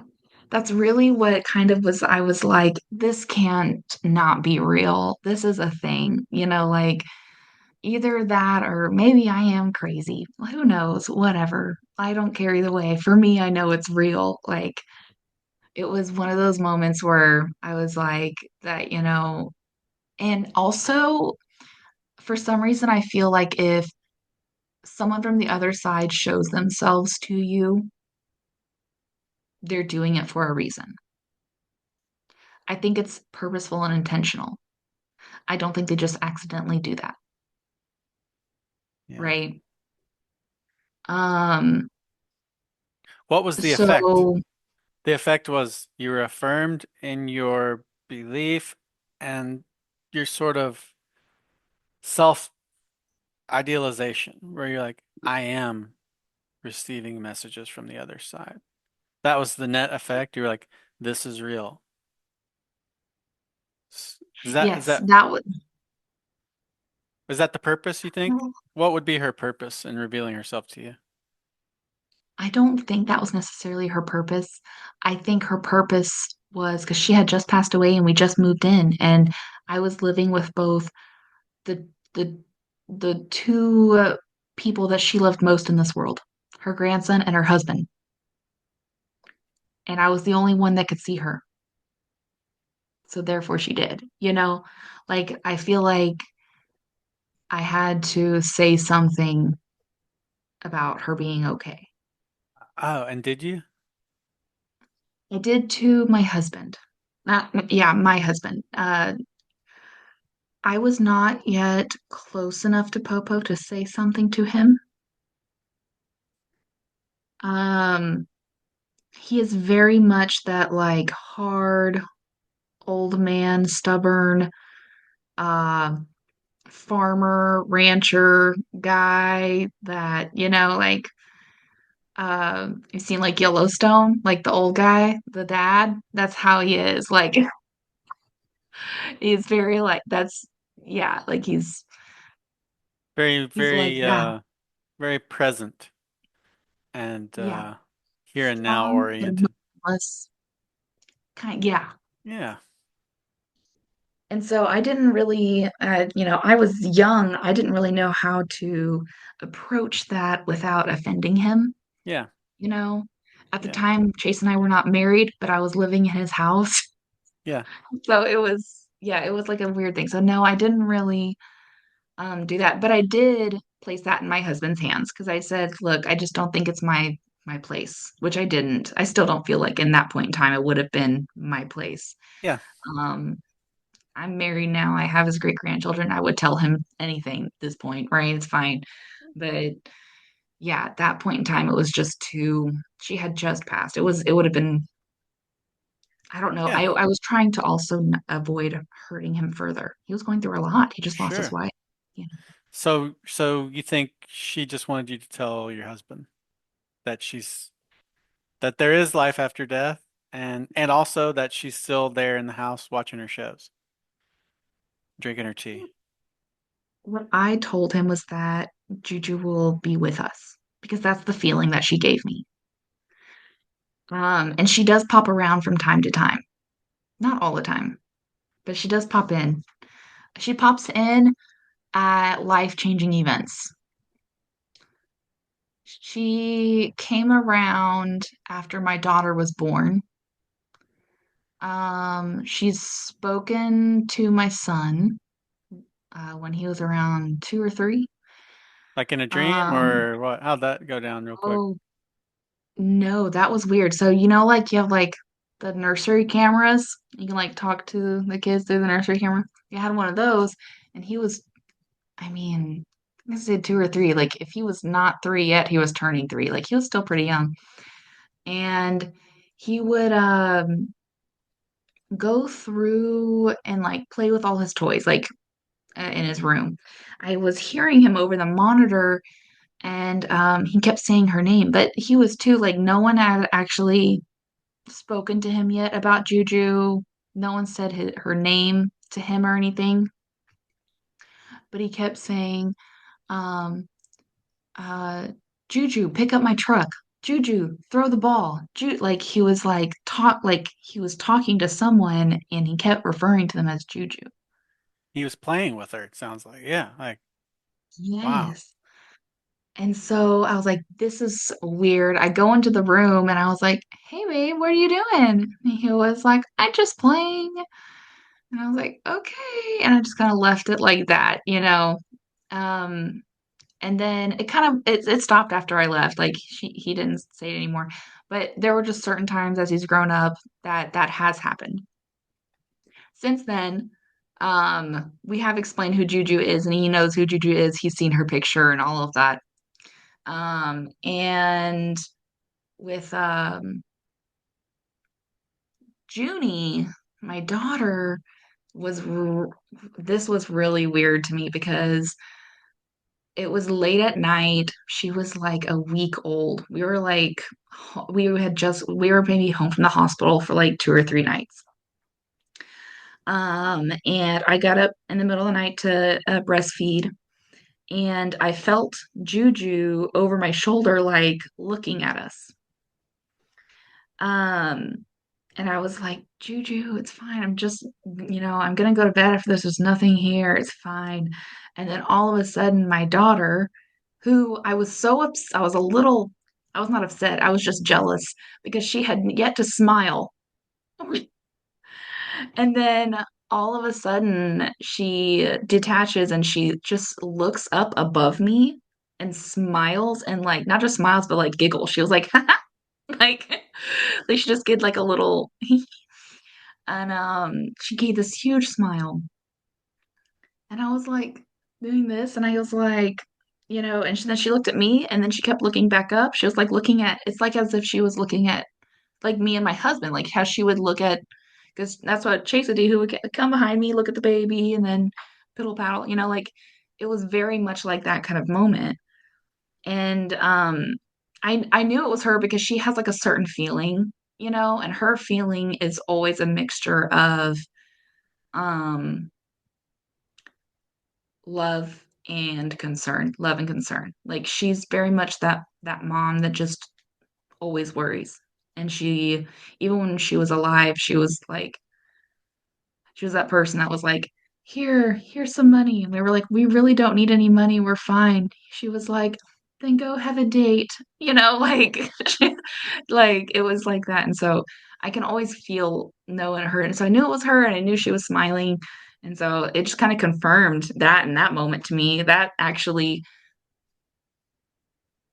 made me fear for my daughter a little bit. I was like, oh my gosh, if she's already seeing this and she's only a week old, She got the thing you got, yeah. you and your mom, and who knows who else. Wow. Yeah. How Mhm. how old is she now? She's 4. Okay. Well, do you want to walk us through the progression of her experiences? Yes. She did get That the was thing. her first experience. Yeah. Yeah, she did. She definitely did. Um, for I guess things went quiet after that. She never really said her Juju's name or anything. There were times where like she would look up into the corner and like have conversations, kind of like what Rory was doing with Juju, but she never like said a name. She was also very quiet. We had to actually put her in speech therapy. She wasn't talking um the same way at the same level as her average and the average in the of her age group, right? So she had trouble talking. Um, and so it was kind of just jibber jabber. So I didn't think too much of it because she wasn't crying. As long as she's not crying and she's happy, she's fine. Fast forward, she's 3 years old now. We're living at my sister's, right? Um, Christmas time happened, and during the Christmas time, right? I guess December, uh, she starts talking about the father, right? Um, we sit down and we talk about what father is and what father does and what it means to us. And then um and then I clarified the grandfather thing, right? Now she's tells us about Granny Father, and that's who she's named him. I wasn't too worried about it because Granny Father was doing and telling her practical life things at first, right? So, like, she would say, Granny Father asked me to brush my teeth. And so I need to brush my teeth for at least 2 minutes. And I was like, I don't hate that. Go right ahead. You know, um, with after a while, it got a little more intense. Um, I told this story to my mom, a couple of my friends, and my Meemaw just because I was so impressed by how much she remembered. But she came downstairs. So fast forward, we're moving into this house now. Granny Father's still around, but nothing bad is happening. Um, she comes downstairs from her bedroom and she says, "Hey," because she was cooking in her play kitchen. She brings down like a tray of like play food. She's like, "Do you want some of my peach cobbler?" I was like, "How do you even know about peach cobbler? I haven't made you peach cobbler yet." She goes, "No, Granny Father taught me how to make it." And then she lists out the recipe. She was like, I need to peel all my peaches. I need to make the sugar and the sugar topping. I need to have the cinnamon and nutmeg. I need to like she had like a list of seasonings and stuff like um and she for not all things, like she didn't tell me a teaspoon of nutmeg, but she did say like a cup of flour, you know. And she said that I remember her specifically saying I have to plop the dough in the peach mixture, not drizzle it. Like, yeah, there were certain things like that that I was like, that's that's way It's too too much. advanced. Yeah. Yeah. She didn't just come up with that. Um, no, like there's no way. And that my kids, I mean, they use technologies. My son has a Switch and she has a little iPad, but she was playing upstairs for like hours and the iPad was in the office, right? She's Like not up there it's not like watching the she Food watched a Network or whatever. video. Yeah. Yeah. And Um, she said that Granny Father told her how to do that. yes. I said, how do you know how to make a a peach cobbler? And she goes, Granny Father taught me. It's like, okay, Junie. I mean, you make as many cobblers as you want. And she was like, okay, 375 for 45 minutes. Yeah, like she was just going ham on the peach cobbler. Wow. Um, Did you let her bake a real one? I What if it's the greatest peach cobbler recipe of all time? Like, you could open up a right. peach cobbler shop. Wouldn't that be something? What if it's the best peach cobbler? Um, You should make some. yeah, yeah. Well, we have a family peach cobbler recipe. Um, oh, that is interesting. I'll ask my mom for the family peach cobbler recipe and see if You there's any compare it to Granny Father's. yeah, yeah. Wow. So time goes by, right? And she starts being scared of Granny Father. And I was like, why is he scary? What's going on? Well, last night he chased me around and he had big teeth and he was gonna eat me and gobble me up. Take Yeah, back, take it back. Don't make Granny Father's peach cobbler. right. Yeah. Okay. And so we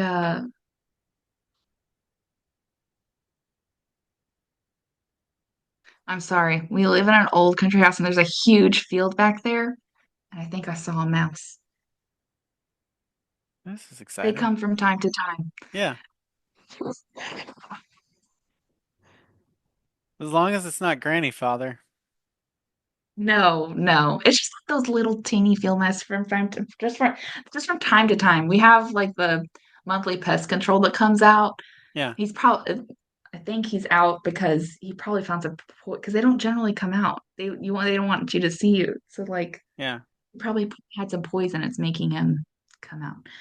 Uh, Maybe he's being chased. yeah, Percy.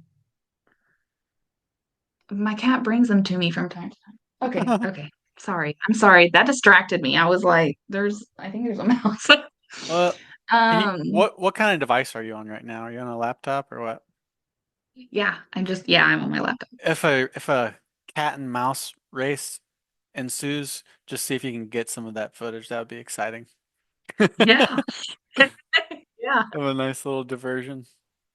Uh, So Granny Father got mean and he got teeth, yeah. and that's horrifying.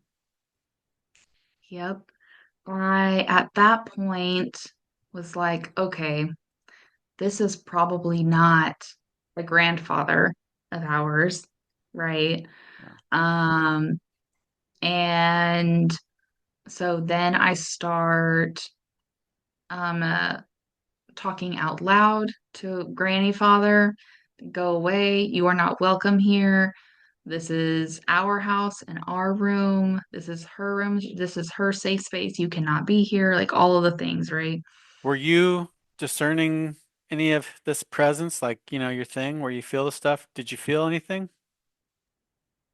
I didn't feel anything until after I started talking to him. Oh, interesting. And I remember it was, there was two different feelings. And I was confused because I didn't know if it was a moment of confusion, like maybe it wasn't what we thought it was. And because the feeling was basically sad and upset and then also angry. And so I didn't know if it was like an actual grandfather being like, I'm so sad and upset, right? Or if it was like backslash for something that wasn't actually a grandfather, and because I couldn't really, it was so confusing, like I couldn't really determine what it was. Um, I just said basically, I don't care what it is you are or who you are. I need y'all to leave my daughter alone. You can't be here because I would rather, as sad as it is, I would rather not my grandfather be around her than risk the chance of something else being around her. Like, Hypothesize. What are the something else's? I mean, who knows, right? A lot of people, like, you know, the Christians of our world, demon, right? Uh, the devil's workers, I've had, I actually have a friend whose family is into like voodoo, and they call them like little people. Like, they have a, I'm gonna put my foot up for this mouse so he doesn't run over my feet. Okay. Um, So he said he referred to them as like little people because, like, in that realm of the world, which I have never dipped into that, that's scary. Um, yeah, they refer to them as like he was actually saying some crazy stuff, but that's actually interesting. And he might actually just off note be a good person to have on as well. Yeah. But he uh he was saying that there's like lower levels and like up the chain or whatever. Um, but I, for me, I was like, if there's another side, I don't know if there are other entities like that, but if there are, I don't want to put myself in a situation or my family in a situation where there isn't, where there is and we're in there, you know. There's also too many stories, too many true stories of stuff like that happening to people for me to not question its reality. Stuff like demonic entities infesting houses and people and wreaking havoc. Is that what you're talking about? Yeah, I just say I think demonic is the best word. It resonates with most people. yeah. Monsters, spiritual monsters, Hmm. like something like what your husband saw in the reflections. Maybe. Yeah. Yeah, I So think that y- you, when you imagine what Granny Father is, and when you, so you take the information that you've received, the things you felt, the things that your daughter said, and the whole ball of context of your life, right? What do you think Granny Father is? Your best guess. Do you force yourself to come to a conclusion, or is it just question mark?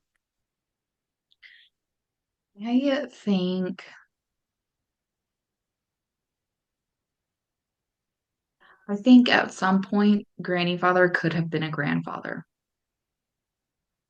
But I do think that something else stepped in at some point and used that to its advantage. And I say that because there are times since I came to that conclusion at this point, not at that point in time, because after I had pretty much did my best to get rid of them, and we did night, but that wasn't all we did, right? We did nightly prayers. I taught my daughter, like, look, we're praying now. We're gonna have a close relationship with God. She was only 3 at the time, so we had a whole conversation about God, and we read a bunch of books and all the things, right? Wow. Um, So that was and new. so Like you're a mother, you're fearing for your child, and you're like, okay, up until now, I've been, very kind of just open to anything as far as spiritual practice and inquiry. Now, like I need some ammo to fight back with. And you're like, no, that just, I get that very strongly. I'm a father of 3 children. And it's like, I need to build a wall of protection around this child. And I need to be able to protect, if things are happening in another dimension and they're playing out upon my kid, how do I get involved here? How can I Yeah. intervene? And so you reached for, you said you God and prayers, like within what framework are we talking here? What type, which God and which prayers? Yeah. So actually, you know what? I'll send it to you. So I pulled together my prayer people, right? Um, and I told them what was going on. And because with with my husband being very agnostic and me going through my own spiritual stuff and deciding that I believe in God, right? Because that was a whole moment too. Um, that uh, we came together as a conclusion and we said, look, when they come of age and they start coming to us with questions, right? That's when we'll sit down and we'll do it, you know, on the weekends, once a week. We're going to sit down, we're going to learn about this religion, we're going to learn about this religion, we're going to learn about this religion, we're going to go through and we're going to talk about how people believe and how people live and their culture and why they think this, all of the things, right? Um, so that way they can find their own way. Well, of course, it doesn't really work like that. um, and it happened with our son first. Our son came home from school and said, "Hey, someone made fun of me at school today." And we are like, "Well, what's wrong?" He said, "Well, I said that Jesus wasn't real." I said, "Jesus is very real. He's very, very real. He performed miracles. He's the reason why we're here today." Like all of the things. So like, and that happened like a week or two before this thing with Junie. So we kind of made it like a family thing. Okay, so you're in you're in the Christian framework. Yeah. I pray like a Catholic because that's what my family was. That's just now how that's how I know how to pray, Hmm. right? Um, but I don't know that I don't take on all of their belief system, Yeah. right? For instance, if a baby is stillborn, I don't think they're gonna live their life in purgatory, you know? I think God is gonna come in and like it doesn't have to be they don't have to be, you know, like I Less I don't want legalistic to live. than, yeah. Yeah. Yeah, you know, God puts us here on earth in his own image for a reason, you know, and I think, yeah, I don't think that's a thing, you know. So I so can't you reached for the things that you felt were true about the religion you were raised in, and sort of like what stuck to the wall was Jesus, sounds like, and prayer, Mhm. and you began like sharing that with your children and implementing Yes. it into your like, and was it like you're in like a spiritual battle mode? What? Yeah. Like so okay, sorry. I've taken so long to answer this question. Basically, my friends gave me certain prayers, specific ones to do. They went and then what they did is they went and they asked their prayer group and their past. I got one that asked their pastor and one that asked their prayer group, explained my situation, put together a thing, and that's what we do So we're at talking night. about church people. Christian church Yeah. people, not Wiccan prayer groups. We're talking, I can just imagine like the life group they call them, like your friend coming in like, look, guys, I have this close friend and she, has been practicing Wiccan and all this stuff, and now she has a demon in her house. Like, can you imagine like the excitement on a Wednesday night? They're like, oh, whoa, okay. We actually like get to engage something supernatural, right? We're not just gonna sit here and pray for our portfolios or whatever. Like, we have to fight a demon. How exciting? So you got on the That could prayer be a chain. South Park episode for sure. Well, I mean, I believe in this 100%, you know. I am, I'll share, I am a Christian. I believe in Jesus. I believe in Yahweh, I guess, is his father, you know. So that's my worldview. Um, and although it's a nice idea, like I wish, I mean, tolerance is one thing, but truth is by its definition mutually exclusive, right?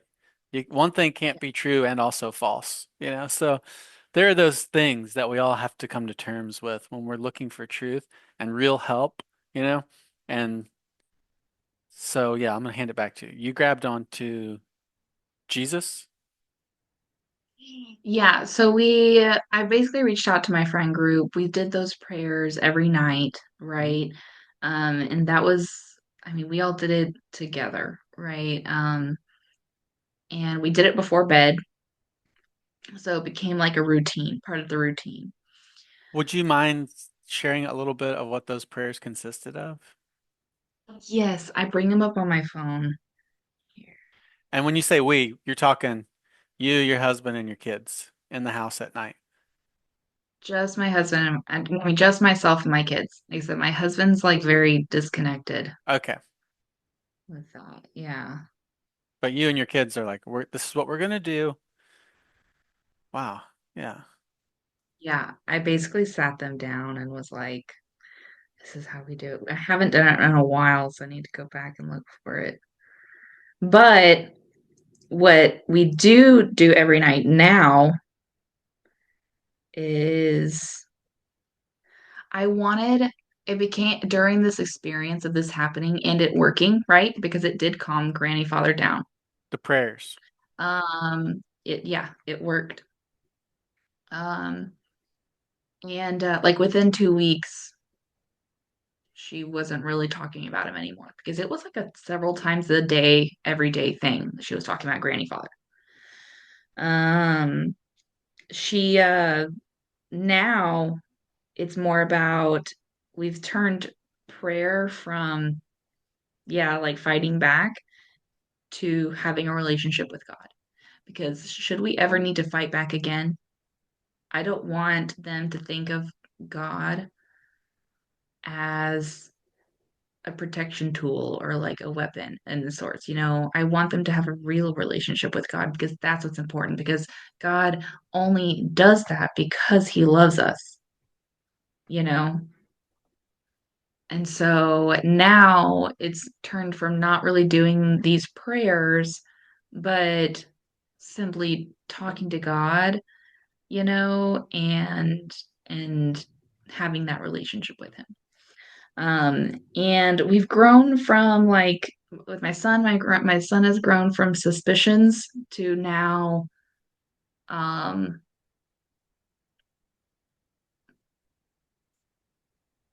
you know how like you suspect Santa isn't real, but you're still young enough to be like the elf still moves every day. I still get presents, right? Like he still believes in Santa.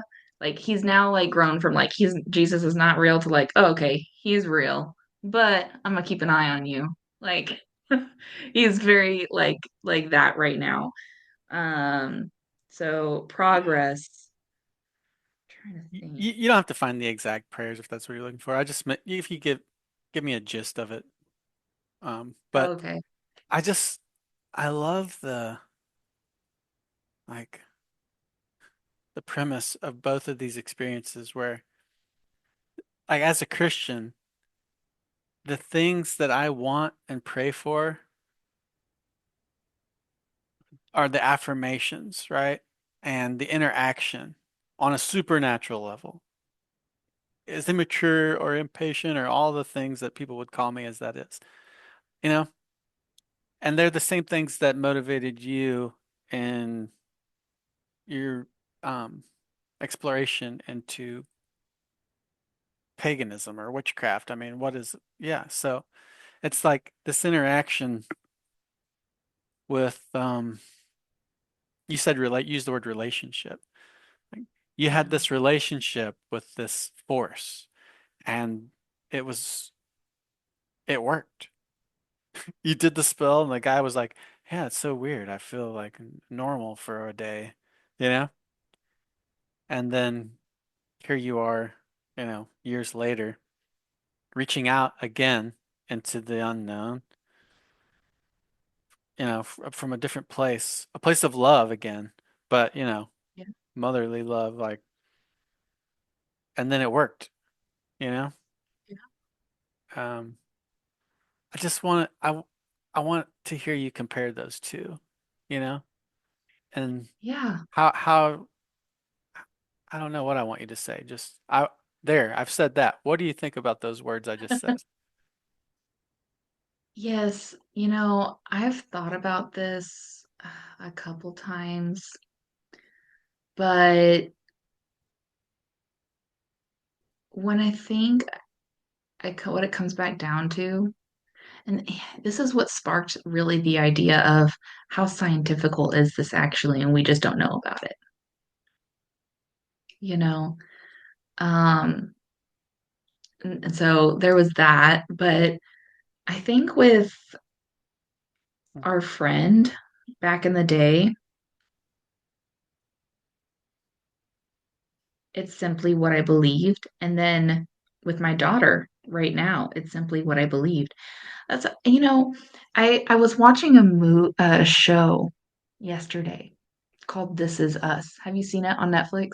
Yeah, my wife and I watched it first couple seasons, I think.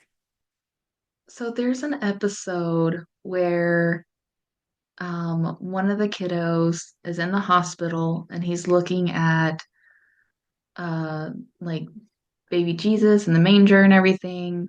Uh he sees the menorah and Mary, right? And he looks at the nurse and is like, if I'm gonna pray, which one works the best?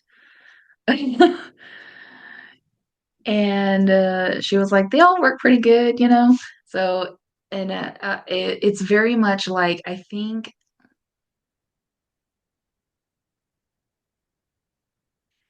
this is like where it's like unknown magical part kind of comes in. I think it depends on what you believe in and what you think is going to pull through for you in the end. And all you can do is what you know. What you accept as truth, like when you say what you think's going to work. So I think this is true, right? Would you do, would you use them interchangeably or not? Like if somebody said, well, why don't you just do this one? Or is there like you're drawn to one? Like, for example, Jesus said, everyone on the side of truth hears my voice. Everyone who is on the side of truth, everyone looking for truth, everyone who will put truth above their own self-interests will hear my voice, right? So like that could include a lot of people in a lot of different ways. He also at one point said, other sheep have I that aren't of this flock. The context about that gets argued about till everyone's blue in the face. But I think truth is the side you want to be on, right? Yeah. And truths are mutually exclusive occasionally, often, right? Everything can't be true or else nothing matters, right? So this is a really like it's a really divisive conversation. But Yeah. it's not us. It's just, there's a word called truth. And how is it defined? What does it mean? What is included? What is excluded, right? So, in our search for truth, what works? What doesn't? I don't know. You've had more experience with this. Like, and I what, think it depends on, sorry, go ahead. now it just gets tricky, right? Because so things work, right? Like in the case of your husband, Hmm. whatever that was, it worked, but it Hmm. wasn't for him, right? It was Yeah. against him. And So yeah, I guess I framed it incorrectly, the whole thing. It's not just about what works. It's about what helps, I guess, you know. And then again, there are people who seek that kind of help, right? I'm aware of people, practitioners of black magic, right? Who uh intentionally um bring dark forces upon themselves and upon others, upon neighbors and competitors and like, there's like I'm not even gonna say the words, but they're out there, the different brands of magic, right? Um, you know what I'm talking about. Yeah. Black Yeah, for magic. sure. Black magic. Yeah. Black magic. Yeah, I It refer to it as black magic. it works. And when it works, it's true that that just happened, maybe, right? So, yeah, it gets kind of murky, all this language I'm using. But I guess it's more about how you define good. You have to work that into the conversation about truth, right? So, how do you define good? What good are you seeking? In the case of your spiritual battle there in your home with your kids, you define good as something not with pointy teeth from the other dimension trying to scare my kids and continually showing up without having been invited. You define that as not good. And Yeah. you're looking for a good that can expel that. Yeah. All right. I'm going to be quiet for a while now. You, Yeah. I think comparing the two and comparing others in general is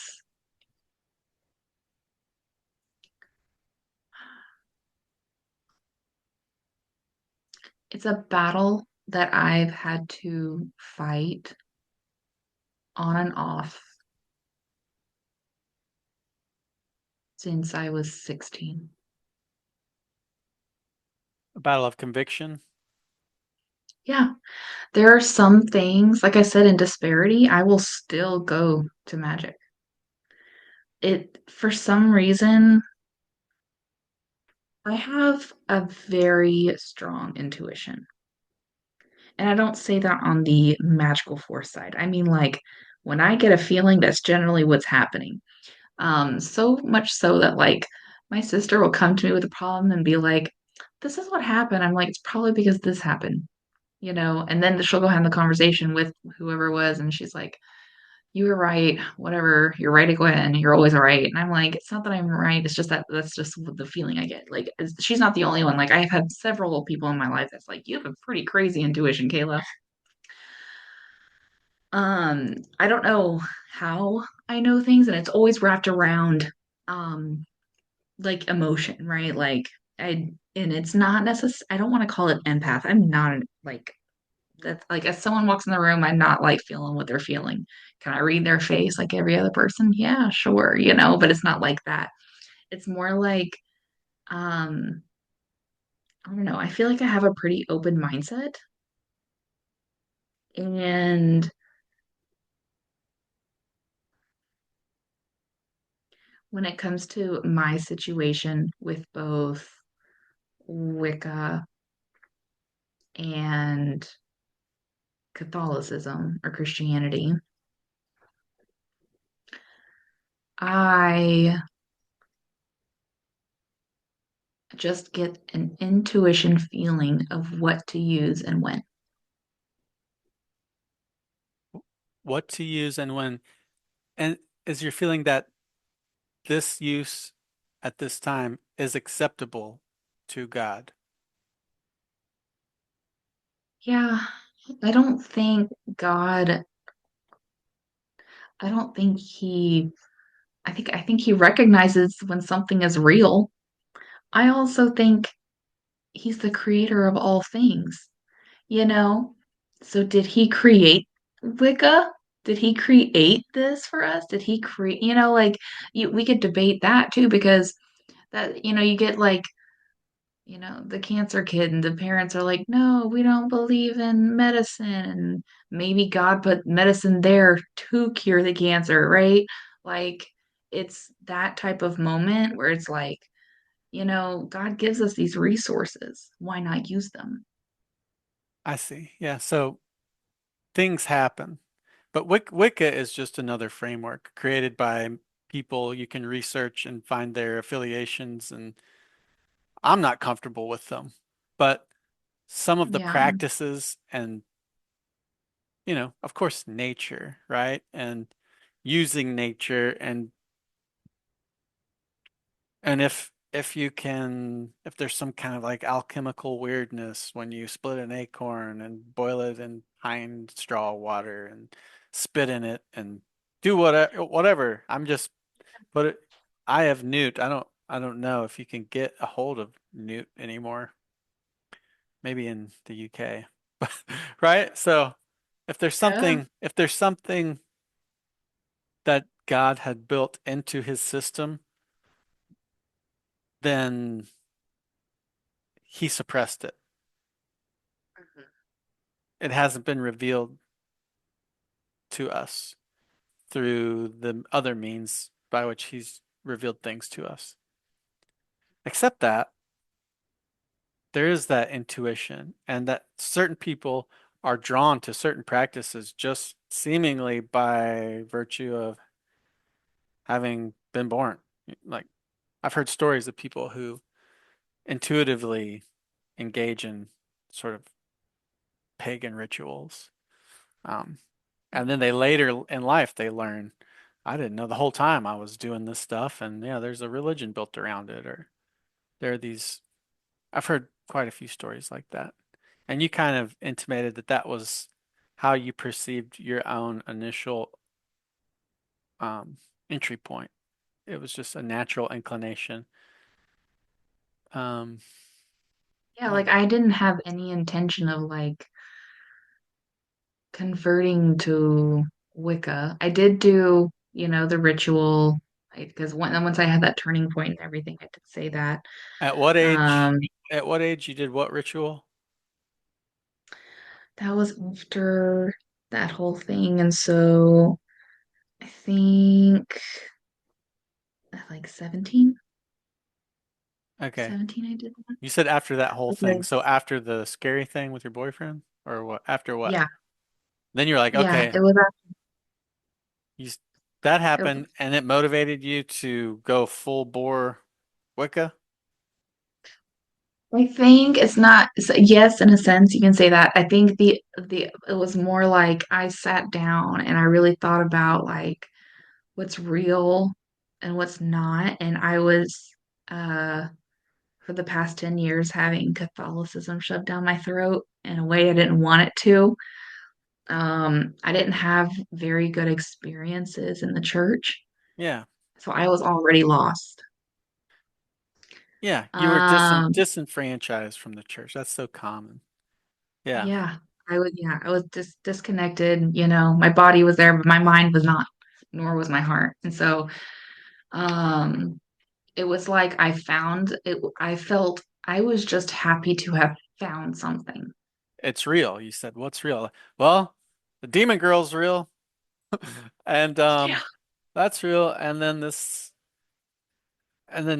was this before the spell on the cousin or after that you did the induction ritual ceremony thing? Yes. Because I will say this, it was after I did this ritual was whenever I started dipping more into it, right? Like I said, whenever I did the spell with the cousin, I was dipping my toes. Like that was like one of the first two things I did Yeah, because I was living with my mom at 17 still. We moved out when we were 18, and it was within that year before I turned 19 that happened. So like it was relatively close. It all happened kind of fast. yeah. So yeah, you said, "Okay, there's something real here. I'm gonna get to the bottom of it, and I'm going to initiate myself into this religion," which you did via a ceremony. Yeah, well, it's more like it's kind of works like a baptism. Like you have to say an incantation thing, and then you have a specific set of herbs that you place into the water, and uh, and then you take the bath for like a certain amount of time, and then you have like a meditation section of it where you're like meditating in the bath. Um, it's yeah, it's like a whole thing. And then you get out, and apparently that's it. And after having done that, did you notice any amplification of your empathy, of your powers? Not at first. It was more like a sense of security. Like like I said, like it's kind of like a baptism. Like, like for Catholics, you baby gets baptized. Now, if something happens, they're going to heaven. Well, are It's you like a security. so with baptism, it's such an interesting um borrowing from Christianity. With baptism, then there's also the indwelling of the Holy Spirit. What would be the Wiccan equivalent?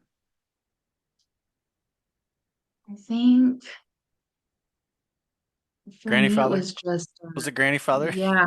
I'm just joking. No. Oh, well, it wasn't Granny Father per se, but like, but that because it was the turning point, my husband going through that. So it was more like, okay, and that's why I was dipping my toes into everything because I said, okay, I need to figure out everything since I know this is real.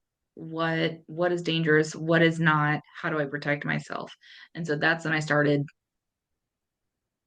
yeah, Yeah. going a little, People are gonna be mad at me for that.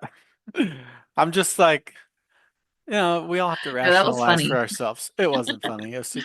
But like, you know what I mean? Anytime I see this borrowed symbology, or I think there's a lot of that. Like even the word granny father makes me think of the androgynous Baphomet, or the like, or doesn't have to be so nasty a connotation. Just angelic figures in general are thought to be androgynous, right? Um, I don't know. Do you have thoughts about that at all? The name Granny Father? It was like unsettling at first. Now I'm just used to it. Like it's just a thing in my house, you know? Yeah. Um, I was for a while there, I was correcting her grandfather, grandfather, grandfather. But then I kept having the voice in my head, like, what if it's not actually her grandfather? We really don't know what this is. I don't want her to think like me have her mother telling her grandfather and then it just reiterating this thing. So then I just said, you know what? I'm gonna leave it alone because if something bad happens, I could say we don't like Granny Father, right? Yeah. Which I'm glad I did that Yeah. because that's exactly what happened. And y'all do not like Granny Father. Wow. Um, I find myself searching for resolution in the story. It's selfish. Like Yeah, I wanna reconcile it. Everyone does that. They hear a story, they hear someone's experience, and they want closure within the context of their worldview. I do have some closure with it. She still brings them up from time to time. It was the week that they were off for Thanksgiving. I woke her up and or no, it was the week coming back. It was the first day of school. It was this week. It was on Monday. Coming back from Thanksgiving. And I said, "Hey baby, it's time to get ready for school." And woke up and that was like the first thing she said to me. She was like, "Granny Father says I need to wear long socks like him so I don't get any chiggers."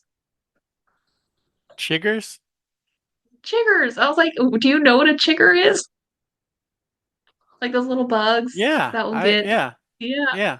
They call them no-see-ums in different parts of the country, but yeah, I grew up, they were chiggers. Did she know? Like, did you guys? I haven't heard that word in a long time. Yeah, no, she doesn't yeah, she doesn't know what they are. I mean, I cut my grass and my husband cuts my grass, like You guys don't we get haven't really, chiggers.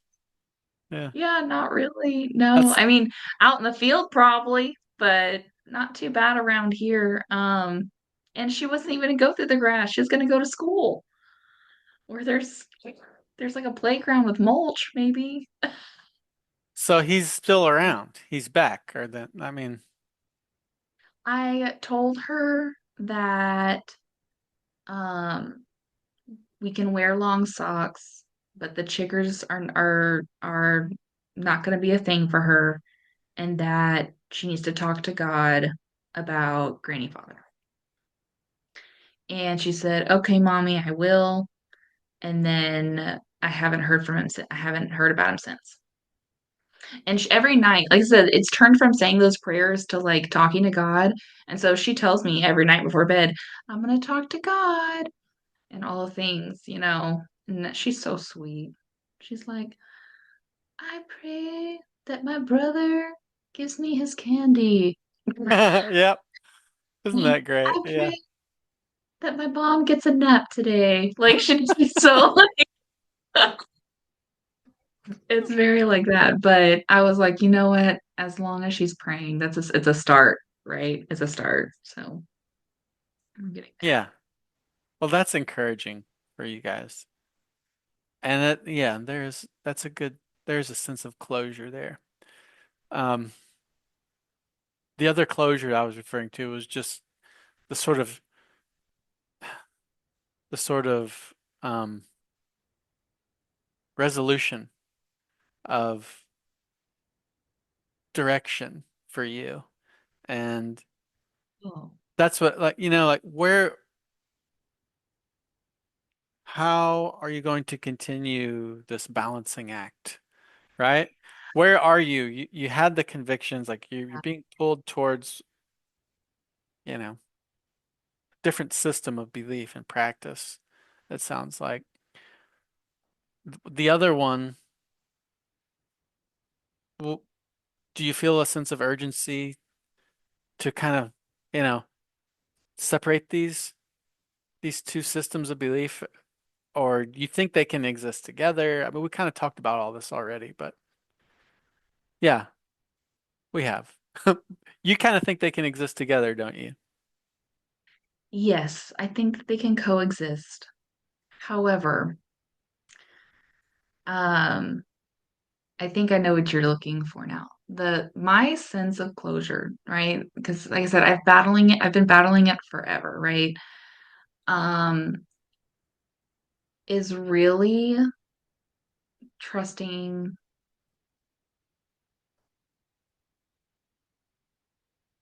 God. It's such a weird dynamic in my head. When I explain it, I'm gonna sound crazy, okay? Good.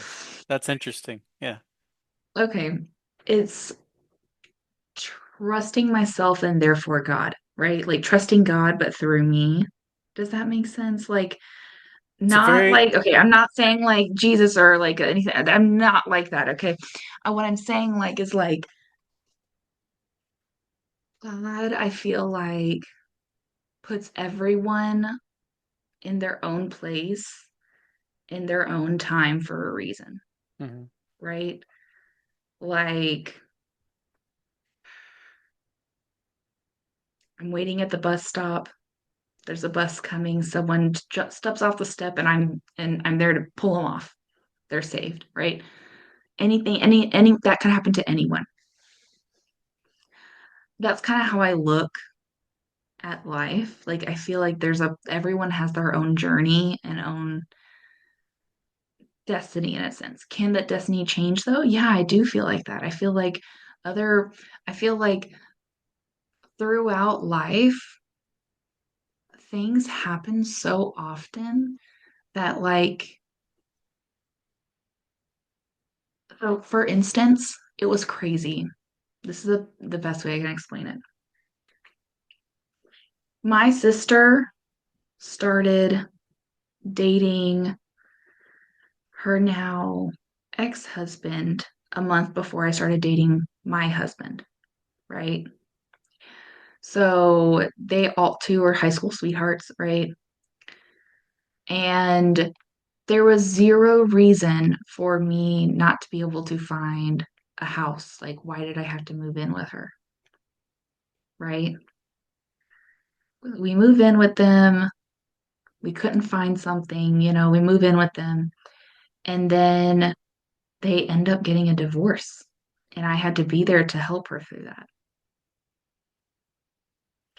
And after that, after everything was settled down some, I was easily able to find a house. And not only that, a really nice house with like, that's like an old, adorable farmhouse. Like my kids are gonna go to baseball and dance and go to the school that they want to and stay with their friends and everything. Like it was like I was rewarded 10 times over for just trusting in him because throughout the whole process, I was scared to do it, but I did it. And I just told him, look, I don't know why you're doing this to me, but okay, we'll figure it out. Like it was much like that. I trust you.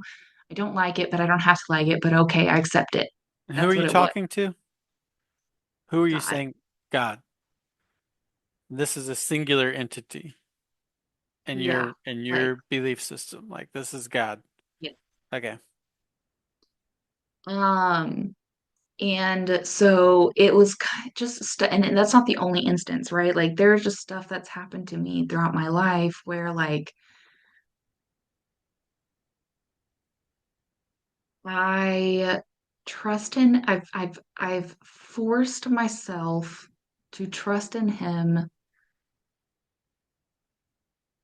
in order to bring myself closure.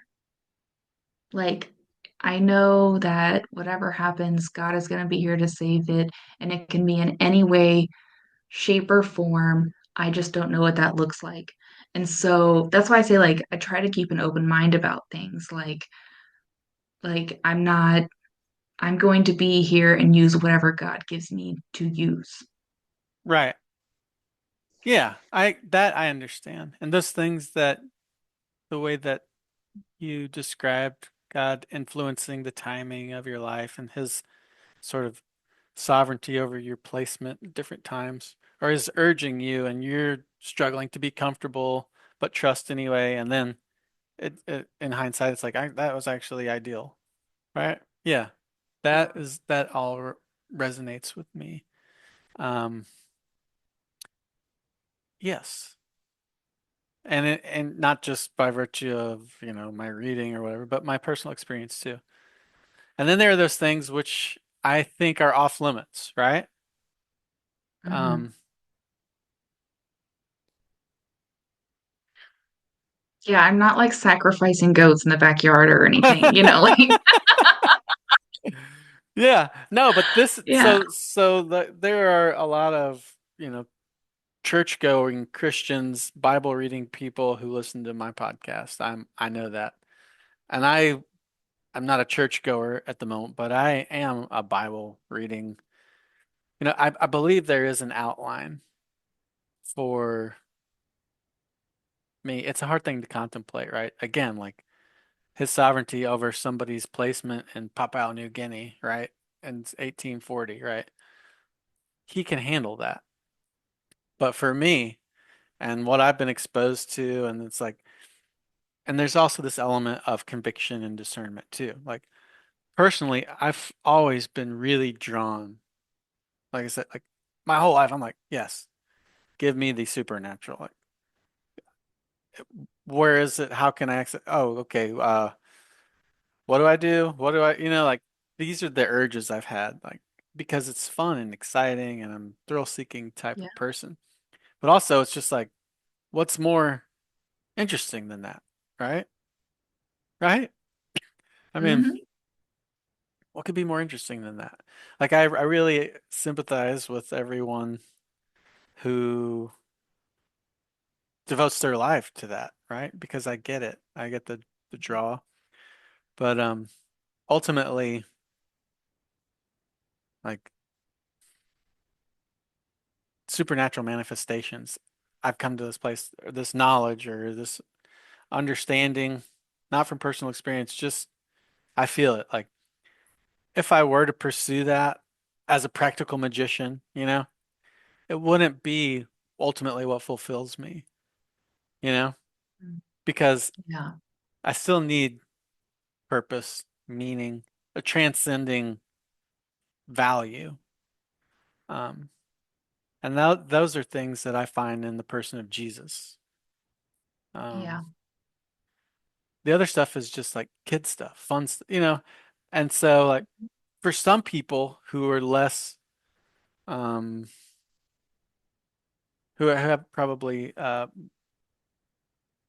they're less what personality type am I? What am I trying to say? Addictive personality or whatever. Where I would just become fixed on a thing, right? Where, and just if I started doing magic, I would spend way too much time in there, and that would become the main thing, you know? Yeah. There's always that knowledge for me. Like I can't do like I've never touched a Ouija board, but like I will sit and listen to 100 stories in a row about people who did. You know what I mean? I will never touch a Ouija board. I will But never touch a Ouija. But it's the same thing. It's why I pursue these kind of conversations because No. the supernatural, like it's affirming of my belief in the afterlife and all the things that I want to make these associations with my belief, which I'm like, well, I'm not doing magic. I'm, but I like to hear about it. It's a Yeah. fir- there is this supernatural aspect to our existence. And yeah, it's just hearing a person like you who's kind of traversed that, like, or you're maybe still on some type of journey. It sounds like you're headed towards, um, I don't know where, I don't know if you're going to continue to seek Yeah. out Jesus or, look into his words or try to discover what his outline for your life might be. But you've, you've had a foot in both worlds, Yeah. and I just think I that's really think for interesting. me, it's more like I went from believing in the Wiccan religion to believing in God and Jesus Christ. During that pivotal moment, that was whenever I had kids. It was funny because it was actually the birth of my son that did that. Like it was like um I had like a moment where I thought I was gonna die um during my C-section. And I had to just give myself over to him. That was my only choice. And it wasn't like a forced choice. I don't want to explain it like that. Like it's my only choice, so I had to take it. It wasn't like that, but it was like um it put the force put me in a position to choose to accept or not accept. That's what it did. Wow. Yeah. And I don't really look after that point, I don't really look as Wiccan as a belief system anymore. It's more like a tool. Um, I feel like my belief system now yeah, lies in Christianity for sure. And if you could, if there were degrees of, you know, graduation within the Wiccan, framework, however it exists, is there a book of Wiccan? Is there like a Bible Oh of yeah. Wiccan? Yeah. Yes. They don't call it the Bible. Uh, we called it the Bible because it was how we were really related to it. It was funny. Um, but let me find that book for you. I'll write it down. That's okay. My I'm question gonna, was just basically how far graduated up were there levels of ascension, right? In the New Age, you hear that word used a lot, like you're constantly trying to ascend, and then you have the ascended masters, probably in Wicca too. Uh, yes, there is. You have different, like there, we actually had a friend that was part of a coven and everything. Like, yeah, you have like your for sure. We never entertained the coven thing.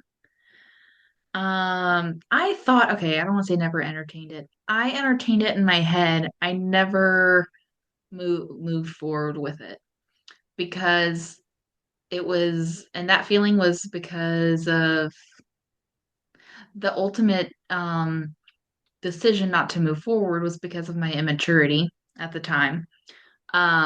Because and that feeling of not moving forward to it, what brought me to that decision was based on the feelings that I had in the Catholic Church. I didn't, Convictions. I would, yeah, I had all of these good feelings about this whole new thing in my life. I didn't want it tainted. Oh, I see what you're saying. You didn't want to institutionalize it. You wanted to keep it pure. Yeah. Yeah. Well, in my strange mind, that maybe is what saved you. I was going to ask, how far did you ascend within that system of belief, you know? And you Yeah. didn't really engage it as an institution. It was just you doing stuff. Yeah. Um, okay. And now you view those things as a tool. Yeah. So you are utilizing them again or not? No, not really. Um, my disparity moment, my last disparity moment was when I was with my sister, when they were still together in the house before he had left. He regularly asked me to read his like tarot cards and like spent lots of like time with me and I did it and he and I got closer, and um yeah, that was the last time I picked that up. But I don't know. Some of that stuff came true. Yeah, he has a baby on the way now, and I remember telling him that he was going to have a baby, but um, at the time, of course, I thought I was going to be with my sister. Yeah. Yeah, so But yeah, it was just stuff like that. no other spells or anything since then, really? Like for how long ago has that been? When's the last time you performed any kind of ritual with intent? Like, That was, oh, we didn't even talk about that yet. Okay, when I was living, let's go back to 19, 20 years old. That spell, oh no, the last time I did that was further. We didn't even talk about that last time. Okay. Okay. I know we don't or I don't know if you're busy. I'm Um, not. I'm not. We're okay. This is just gonna be a long one. Why not? Okay. So, there was a big break in time between spells and stuff because I had a spell that scared me. Um, there was a time when we were living at Popo's house and I kept feeling like a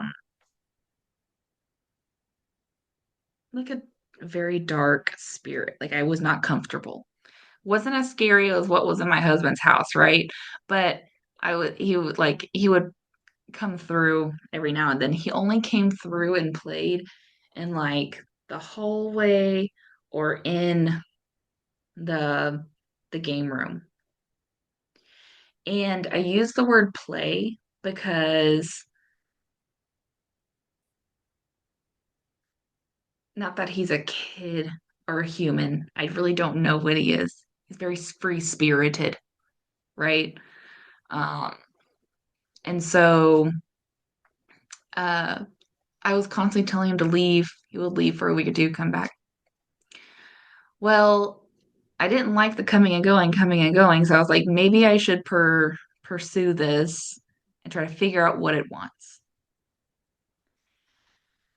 Um, it was a perfect room for it because because it was open to like it was like a wall of windows. Like it was open, you could see through down to the lake and the fountain and all that, right?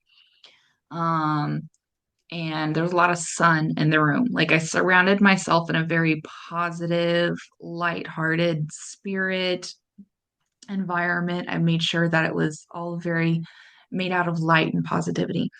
Um, and I basically invited anyone to that wanted to connect with me to connect with me.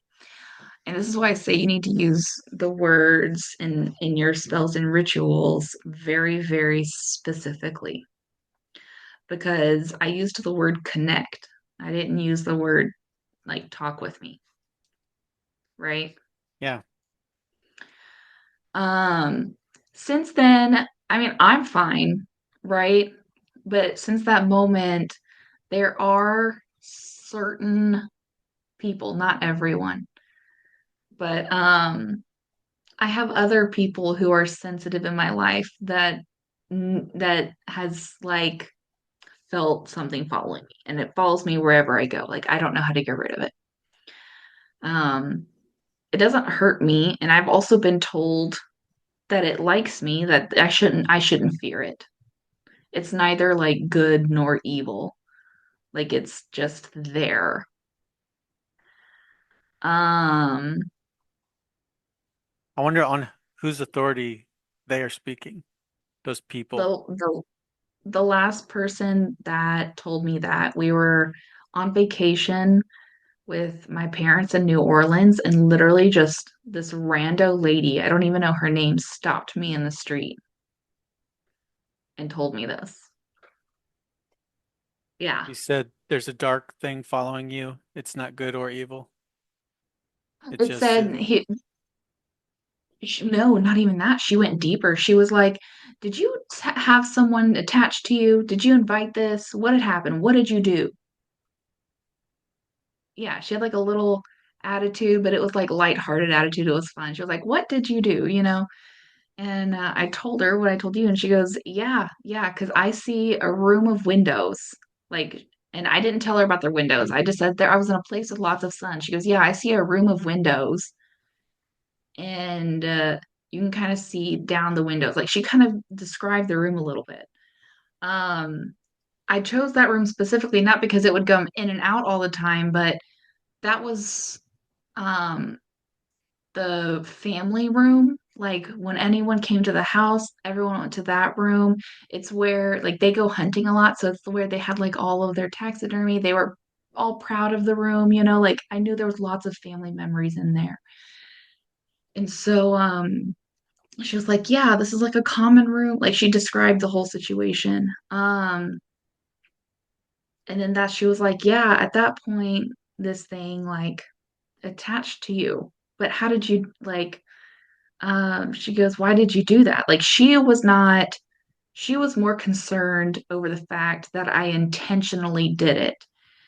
And after I explained what I had said, she goes, "Oh, you did not intentionally do this. This is an accident. You used the word connected." So it literally connected itself to you. And I was like, "Ugh, well, great." That's like the third person to tell me that. So what is it still around? Is that thing I still mean, around? probably. I You don't you, know. I you don't haven't done anything to know. disconnect? No, because I don't, honestly, I don't feel it or know it. Um, I have friends that like, how you make a funny joke sometimes, but you're serious about the joke? Mm-hmm. Like there's some seriousness about it. That's how my friends like treat it. Like, um, I think last time I told this story too. We had a box of crayons that was brand new, right? Like perfect box, nothing was wrong with it. It was just shipped. All the tape was on there. It was fine. And then all of a sudden, my friend like picked up and just the crayons went everywhere. and we had to sit there and it was a funny moment. And she looked up at me and she was like, "You need to tell your friend to calm down." Because just a moment before, she had made fun of me on one of the projects that I was working on. And so it was like she made fun of me, and then that weird thing happened. And so it's like that's what it's like things like that happen all the time, you know? And I honestly sometimes I think of it, I think of I think of him from time to time. Um, but it's I've never, not once since after that moment, right? I'd feel him come in and out of the room whenever I was living there before I did that ritual. I've never, not once, ever felt him looking at me ever again. Does that mean he's inside you? Whoa, don't say that. I don't know. I was just thinking of connected, right? And I'm thinking of the astral projection, you know, parasites and all that Oh, stuff. oh, I hope not. I don't think so. I feel like someone would have said, like, you're acting funny now or something. I don't know. Maybe he's hiding, I don't know. waiting for the right He, moment. he could be. I really don't know.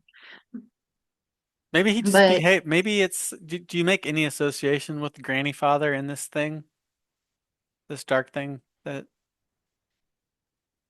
I thought about it at first. But the reason why I don't really worry about it is because only three people have said to me something about this, right? And it's been like they were all one-offs, like the lady in New Orleans. Like it's not some, like it's not neither of these people I talk to on a regular basis, hmm right? Um, but they've all reassured me that whatever this thing is, that it likes me and my family, and that it's just like quirky. Like it's like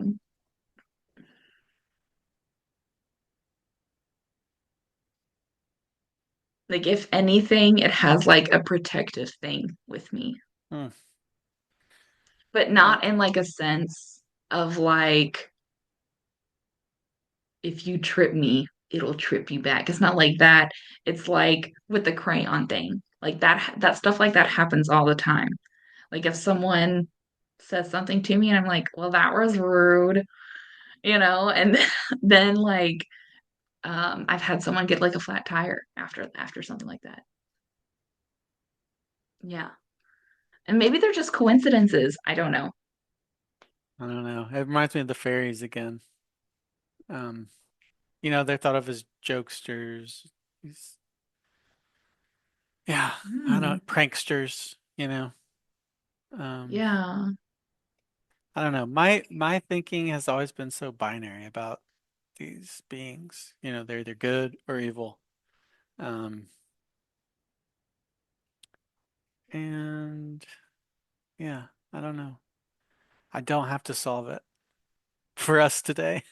You don't have to solve it Yeah. for me. You don't have to solve it for me. But it's just fascinating to hear all this stuff. And I'm really thankful again for your time. Let's Yeah. see. How long have we been going here? It is Did we 1 start at 02. 10 o'clock? Yes. Well, like 10:05, something like that. Because I took like a second I was like, you know what? I think I have like a better setup in here. This is better, right? I think we went longer than the first time. Yeah. So my intention was to do Yeah. something just like really bite size, like an hour, but whatever. It's I thought it was a really fun and interesting conversation. What about you? Yeah, Did you enjoy for it? sure. Yeah. Yeah. How annoying was I before I put this No, out to I the was scared. public? I was annoying because I kept going back and forth and back and forth No, every time. that And there just was a whole mouse. that's validating. It's like you're not reading from anything, you're just remembering. That's how the brain works. Yeah. Yeah. I don't I No, not don't annoying at all. Okay. Well, what else? Is there any like if we need 5 more minutes to do something, we should do it. Otherwise, we can wish each other Merry Christmas and all that. I think that's it. There's oh, Yeah, that sounds good. What's the O? trying to see. So okay, so I was just thinking about what I said last time because there was you asked about the last time I had done like a spell or something, and Oh that wasn't the yeah, last time I did a spell. The last time I did a spell, I was actually pregnant with my daughter, and my daughter's actually a twin. I lost my son. Um, and so that um I we found we didn't even know. And so it was yeah, that was the last time I did that. I don't know how much I want to talk about that to be honest, but yeah, I didn't want to leave uh anyone thinking like, "Oh, was that the last time she did something or what?" But that was really the last time I had done some like a it was simple. I just found uh, a really old tree, right? And I did like a little spell. Um and I completed it with like an anointing. I just had I made like a concoction, not a potion. I hate the word potion. it's a Um much prettier word than concoction. You should reconsider. Yeah, it is prettier, but it feels very the all of the words like witchcraft, potion, spell, it makes me feel so fairy tale, you know? Like I guess I like that fairy tale-ness as a story consumer, right? Like a good fairy I tale. love fairy tale-ness, but so I couldn't tell you how many people have just, you know, you're so intrigued by it. So many people just brush me off with it. Like, or some of them are offended by it. Like, I don't know. I'm, you have listeners that are intrigued by this stuff, right? So, Presumably. There's like, yeah. out of the 10, probably 4 of them. Yeah, so like I'm not out here trying to offend anyone. I'm No, just yeah. talking about my Yeah. experiences, Yeah. And so I think for me to bring others logic, that's what turns me off to the fairy tale-ness of it, like trying to make it more real for others. I get that. Yeah, you're a good apologist for your craft. Yes. Yeah, if yeah, I hear you. I I lean hard into the fairy tale stuff. Like one of my favorite miracles that Jesus performed was when he made a potion out of dirt and his own spit and he rubbed it in the guy's eyes. You know? What is that? You know? Yeah. He Mm-hmm. made a I mean, concoction. He made a concoction and he's like, "Where's my mayonnaise?" It rubs it in his eyes and the guy's like, he said, "Go wash it off and then you'll be able to see." You know? That's yeah, that's an interesting ritual, don't you think? It lends a it little is, credence. but It lends a little credence to the idea that um there's this there can exist this sort of poetic beauty and ritual and ceremony to following Jesus. Yeah. yeah, That's I'm sure that's heretical, but yeah. No, yeah, I mean I mean, what's different between that other than it being Jesus, of course, but um between a witch spitting in her cauldron. yeah. Well, it's like the source of power, right? So there again, like here's where I'll put my foot down. Just kidding. But Yeah, possibly um the source of power, right? Would be yeah. I was gonna say, other than it being enacting enacting God's Yes. will. Like Jesus was here enacting his, he said, I don't do anything unless God tells me to. Like he's like, God's doing everything. I'm his instrument. And so, you know, the witch from Snow White, presumably, she is doing the devil's will or the dark for, there's some, there's that polarity, right? Good and evil. So that's where I believe in good and I believe in evil. I believe in God.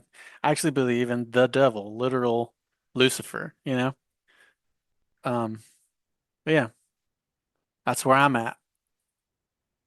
Yeah, But I believe the same things too. I'm similar in that manner. Like, most definitely, I think there's good and evil. There's, um, I don't, I don't know how much I believe all of the stories, but yeah, I think that's a thing. you have some pretty amazing stories of your own. So, but look, I didn't want to interrupt that. I think that little segue we had there can help us to just emphasize the beauty of your own ceremony. You called it your last ritual, but emphasizing the intent, your heart, and if you're yielding to a power, it's the good one. Can you describe what you did again? Yeah. So I found an old tree, and really that symbolized like, um, right, like wiseness, like, and not just wise, but like strength, right? Tree trunks, I mean, they have so, like, you can find trees that are so old, right? And and they're still there because they're there for a reason. They lasted on the earth that long, right? They're that big because they were here for that long. And so there's a certain, like, I don't know, like, in my brain at the time, I had a certain respect for it because how, kind of like in a sense of like respecting your elders. Like, how much has that tree seen? How many hurricanes did that tree go through? You know, was it almost uprooted to make a building, and then if it just got lucky, it survived that too. Like, there's just certain things about that. Um, and not only that, but the older it gets, the stronger it gets. And so it's like there's a sense of strength and trust. I can trust that sense of strength because of how long it's been there, right? Um, and so and that's really what I was looking for during that my time of my life. And so that was the biggest part of the whole thing, right? It was basically me being vulnerable and um because I was desperate, I was putting trust in places and all kinds of places, right? Like, I remember when I was pregnant with her, um I did have some beings come into my dreams. One of them was named Olga, who I found out later. I knew her always as Grandma Dushek. I never knew her name. Grandma Dushek is the one that showed herself to my mom, right? Before she had passed. A woman, she was not like, I didn't recognize her because she didn't look like her old age, like how I remember her. I just remember a woman, and her name was Olga, and she used to come to me in my dreams for the first half of my pregnancy. And she used to say, "It's okay, we've got him, we're here, don't worry, don't worry," and I forgot the other one's name. Um, and so I was and I think that in itself and those experiences what really triggered. my ritual was because I was having all of this happen to me. So it's very symbolic, Yeah. primarily symbolic, even Yeah. Like it essentially was like, symbolic. hmm yeah. Yeah. I think I can't, there can't be much wrong with that. That's, yeah. I was thinking about the ritual aspect of Catholicism, right? Those are the parts of Catholicism that I envy and wish I could participate in. I know there's a lot. I mean, you talked about your discomfort with different aspects of that church, but um, don't you find that it's not too far a leap as far as the desire for the rituals that you were doing? And I mean, are they related at all? Do you think what's being fulfilled Oh, by their, and yeah. I don't think it's too far a leap at all. I think that everything's similar in every way. I think that for me, it was very much I needed to believe in my heart and soul that God symbolized love because love comes with its own set of idealisms, right? When you love, some people think, oh, they're in love, that makes you weak. Other people say, oh, I'm in love, that means that's actually means I'm strong. You see it in movies all the time, right?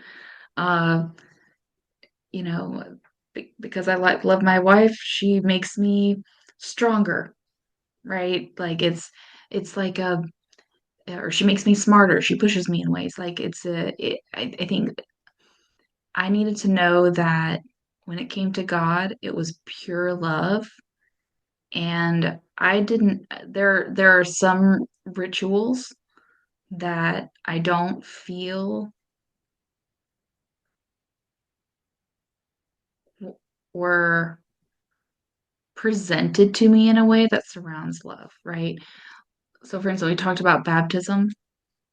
Technically, yes, when you get a baby baptized, it's that's out of love, right? But that's why I say it comes is the way it was presented to me because yes, it was said when you get baptized, it's because God loves you, you're part of the family, you're going to heaven, all the things, right? But if you don't get baptized, you're going to hell or you're going to purgatory and you'll be lost forever and you'll never see heaven. And so then you have these questions of, okay, well, what happens to the stillborn babies? What happens to the babies with SIDS, that didn't get a chance, that it's not their fault, like I couldn't I couldn't wrap my head around that being love. yeah, yeah, me neither. Yeah. Yeah.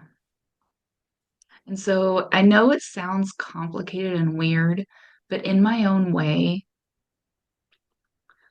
I kind of take bits and pieces of things, and that's what I choose to believe in. There you have like very black and white, hardcore, like, I believe in this, this is what it is, and this is what we do, like, and that's what they have to do to survive and go on, right? Which is great. I simply can't do that. Like, if I'm so black and white, I would live my life anxious, like, I don't think I could move on, you know? Yeah. I think it says a lot about the depth of the belief. A lot of people carry these, you know, they're culturally maybe religious, but they don't delve into what they're what these belief systems mean and how, you know, they're not thinking that hard about it, you know? So it's not a source of conflict for them because they're just going through the motions, right? And Yeah. I think it's probably safer to be in your boat than the other one, Yeah. just because you are. taking it to heart and thinking about it and truth and trying to work your way through towards it, just like many people are, including myself. And yeah, I think we will hear the voice of truth as long as that's what we're looking for, right? Yeah. Yeah. Well, Um, thank you so much for yeah, this. of course. Um, we tried to wrap it up 15 minutes ago. So funny. Um, yeah, I could talk to you. I'm I could talk to sorry. you all day. No, it's me. Yeah, I could talk to you about this stuff all day. And there's so many, it's the topic is so broad, but the very specific stories you have are fascinating. And then, um, you know, the types of beliefs and questions that Yeah. they inform, that's where we can just spend all day just contemplating, debating, or whatever. But we can wrap it up, I guess, now, for now. Yeah. Um, Thank you and Merry Yeah. Christmas. You guys Merry you Christmas. guys celebrating Christmas this year?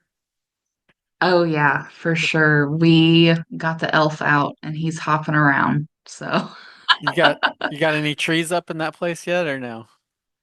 yes, I have one, but we're thinking we're gonna get because my sister, she doesn't really want to put hers up, and she's got this huge ginormous tree, so we're gonna move it over and put hers in there. So we'll have like one in the window. Awesome. Yeah, I recommend at least two. Yeah.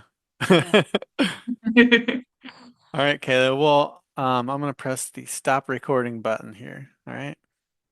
Okay. That's not a very good outro for the show. My plan is to do zero editing on this. So I'm just gonna upload this whole thing and Okay. maybe I should do it in a couple of parts. What do you think? Try to empathize with the average listener.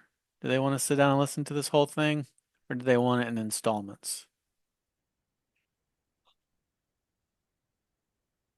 So I'll say you've got hours worth of stuff now, so you could do like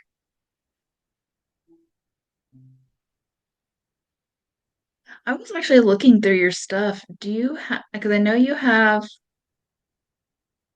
two different series that you do, right? Yeah. Oh wait, I forgot to press the stop button. All right. Here, give us a good sign off. Um, Merry Christmas. Perfect. And I'll play my outro. Do you want to sing it? I think you're a singer.